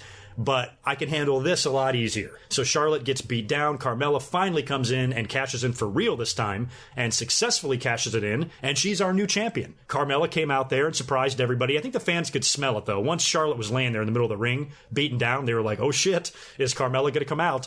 So she came out and cashed in, much like, you know, Ziggler did. A lot of people knew Ziggler was coming out to cash in on Del Rio. It was kind of a very similar situation. But Carmella came in there and snuck in the back door and took the title. And look, don't worry about it. Charlotte's probably going to get a rematch. She'll probably win the belt back. I'm sure Carmella will hold on to it for a little while, maybe survive a pay-per-view, maybe even 2. But eventually, I think she's got to drop the belt. I can't see Carmella holding this thing for 6 months, maybe a couple, but I think, or I'm hoping, eventually Charlotte wins it back unless they shuffle some shit around. We could also get title belts moved around. Carmella might move to Raw.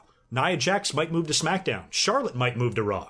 Asuka might move to SmackDown. You could have Charlotte and Asuka together on the same brand. You can separate them. You might even be able to separate Charlotte and Carmella, which now gets them out of that situation where Carmella's got to have a rematch with Charlotte, because if she does, we know Carmella's going to get her ass kicked. So I wouldn't be surprised if they actually, you know, separated the women and maybe put Charlotte on Raw and moved Asuka over to SmackDown. That's an option, especially if they want to build to Charlotte and Rousey or something. So it's very much up in the air what they do with the women, but really awesome to see the iconic duo show up on SmackDown. I'm a big fan of theirs. I'm a fan of their work. I hope they have a lot of success on SmackDown, and I wish them the best. Other than that, on SmackDown, we did see the Usos defeat the New Day in a number 1 contenders match. So the Usos did not automatically get a rematch. They had to face the New Day for that opportunity to face the Bludgeon Brothers, I believe, at Backlash. And they beat the New Day, and they're going to be moving on. Don't know if they're going to regain the belts or not. I doubt it. And again, as it relates to the Superstar Shakeup, I wouldn't be surprised if the Usos maybe move to Raw. Maybe even New Day goes back to Raw. And at some point, if you wind up breaking up the New Day, because now they've lost a few of these matches in a row, what's left for them to do? And I've been calling for a Big E singles push for a long time. Maybe that's what we get in the next couple of weeks. We also had Naomi defeating Natalya in a one-on-one match. Nothing newsworthy coming out of that match. And we also had Randy Orton winning a triple threat number one contenders match. He beat Bobby Roode and Rusev, and he will now face Jinder Mahal at Backlash for the title. Now, Backlash, I believe, is where Mahal beat Orton for the world title last year, right? Or am I wrong? I think it was Backlash. So that's kind of a neat moment there, but they're going to face one-on-one for the U.S. title.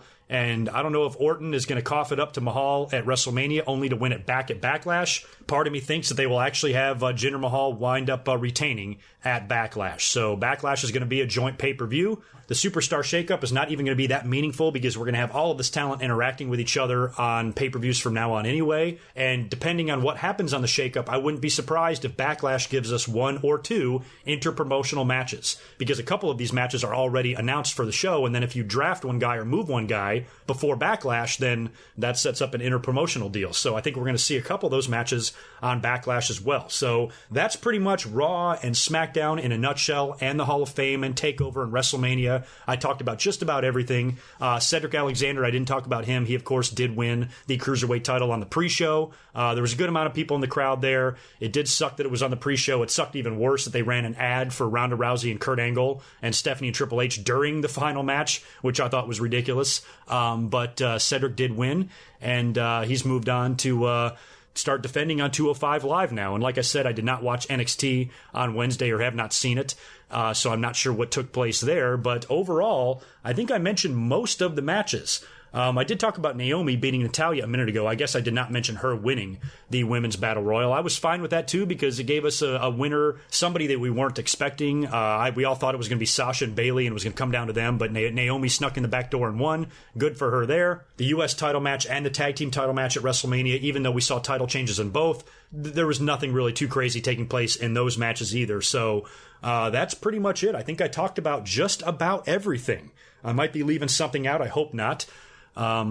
Speaking of the big Greatest Royal Rumble event, that card is coming together. Now, we've got a big card stacked for this thing. We've got John Cena versus Triple H. We've got Roman Reigns versus Brock Lesnar in a cage. We've got the tag team title match, the Bar facing whoever the fuck, probably Matt Hardy and Bray Wyatt. We have the 50-man Royal Rumble, and just announced on Wednesday, we've got the Undertaker one-on-one with Rusev. And I'm actually interjecting this portion of the podcast with some breaking news. I mentioned this earlier on. Because this podcast is so long, it's actually taken me a couple of days to put it together and edit it. We just got this news earlier on Thursday about Rusev being taken out of the Greatest Royal Rumble and replaced by Chris Jericho. So I figured I would splice in some comments here and add my thoughts to this. This really gets the speculation going as to what's going on with Rusev.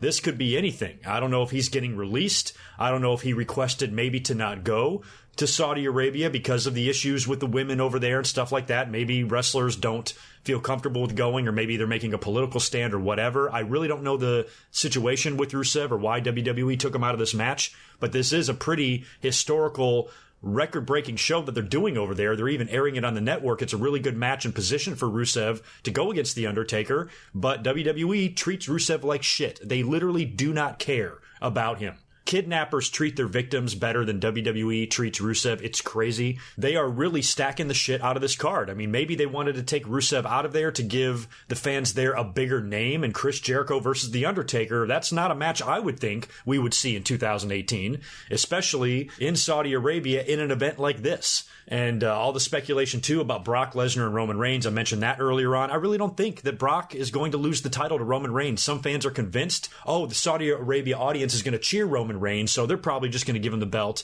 in Saudi Arabia. I don't think so. I think if Roman was going to win the belt, he would have won it on their biggest show. To take it off Brock now, I don't see that happening. I could be wrong. Maybe Roman wins the belt over there, but I don't see how you end a year-plus long title run at 9 o'clock in the morning here in the United States. I just don't see that happening. Plus, at this point, you might as well just have Brock break CM Punk's title run record. I think that's probably what they want to do. So all the fans, and I'm getting a lot of those comments too, a lot of people are insisting to me that Roman Reigns is going to win the title at this event. I say that he's not.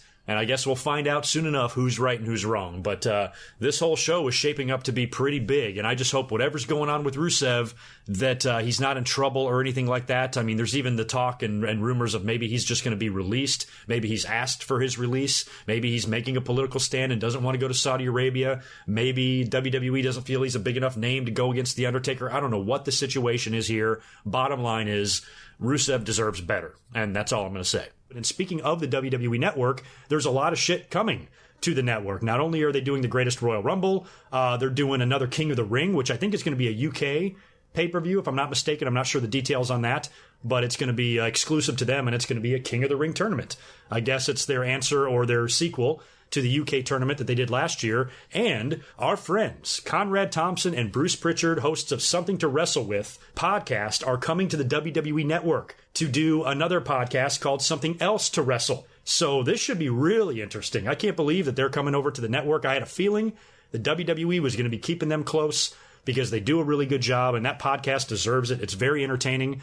Under a WWE umbrella with their limitations, I don't know what they're going to get into, what they're going to discuss, if they're going to have special guests, how toned down it's going to be compared to their regular show. I'm really not sure. Still remains to be seen there, but that's kind of exciting news because I'm a big fan of that podcast and those guys. So congrats to them. I think it's awesome, and I'll be interested to see what that's about. Aside from that, the only other thing I've written down, I did not get a chance yet. I've got it on queue. I'm ready to watch it, but WWE has a 24 special up on the network as well of the 25th anniversary Raw. I'm really interested in seeing that, but I haven't had a chance to watch it yet. Although Tuesday night after SmackDown, I did have a chance to catch the Andre the Giant documentary on HBO. They've been plugging that hard, and I thought it was an awesome documentary. It was about an hour and a half long. When I look at the documentary, it really didn't inform me of anything that, you know, like I didn't already know. I knew Andre's life. I knew the things that took place. I knew his history. I knew where he came from. But it was still really good to see the way they put all that together. And I did enjoy a lot of the old training footage. I've only seen bits and pieces of Andre when he was really young, but they were showing videos of him actually training to wrestle and stuff. So that was very fascinating to me. They dug a little bit deeper about the situation with his daughter, which they've only touched on in recent years. I was aware of his daughter. I've seen her in interviews before. So they got into that a little bit. And I always enjoy listening to stories about his home in North Carolina, where I used to live. And they chronicled basically his whole career right up until the end, the big match at WrestleMania 3 that I was there to see live. That holds a very special place in my heart. And they talked about how big that match was and how significant that match was in wrestling history. So the overall documentary I thought was really well done and awesome, but didn't reveal anything to me that I wasn't already aware of. But still, it was a really good watch. If you haven't checked it out yet, please do. Extremely well done. I think it was done in cooperation with WWE. Vince McMahon was featured very heavily on that, doing a lot of interviews for that, and Hulk Hogan was another big part of it. They had Bob Costas. They even had Billy Crystal and Rob Reiner from The Princess Bride, along with Robin Wright and who else? Kerry Ells or Ewells. I forgot his how you say his last name. But it was really cool just to hear all the stories and see his life kind of chronicled like that. And I'm a big Andre the Giant mark. I have a lot of great memories of him growing up, watching him, even in his younger days. You know, I remember watching him battle Hulk Hogan when Hogan was a heel. That's how far back my memories go of Andre. So it was a fun documentary to watch, and I highly recommend it. So I think that I am done. I'm exhausted. It's been a crazy week. Like I said, this is a nice little cherry on top of what was a really long week. We're probably looking at close to a 2-hour podcast here. So this was long. So thanks for sitting through it and sticking with me. And we're going to jump right back into it next week because we got a lot to talk about with the Superstar Shakeup and the fallout and more fallout from WrestleMania and where a lot of these talents land and what's in store for us in a couple of weeks at Backlash. So you guys take care. I'm out of here. Thanks for listening. Thanks for hanging out all weekend long. I personally really enjoyed the weekend, and I enjoyed sharing it with you. So you guys take care. Much love to you. I'll catch you in just a couple of days. Come up here on my YouTube channel on Monday night during Monday Night Raw, and I'll be up here doing a live watch-along. So you guys have a great weekend, and I'll talk to you soon. Until next time, peace. Yeah, well, you know, that's just like your opinion, man. This has been a Good Mic Work Commentaries production. Be sure to subscribe on YouTube at youtube.com/GoodMicWork. Follow Greg Morgan on Twitter at GoodMicWork and visit GoodMicWorkCommentaries.com for all the latest podcast and video content.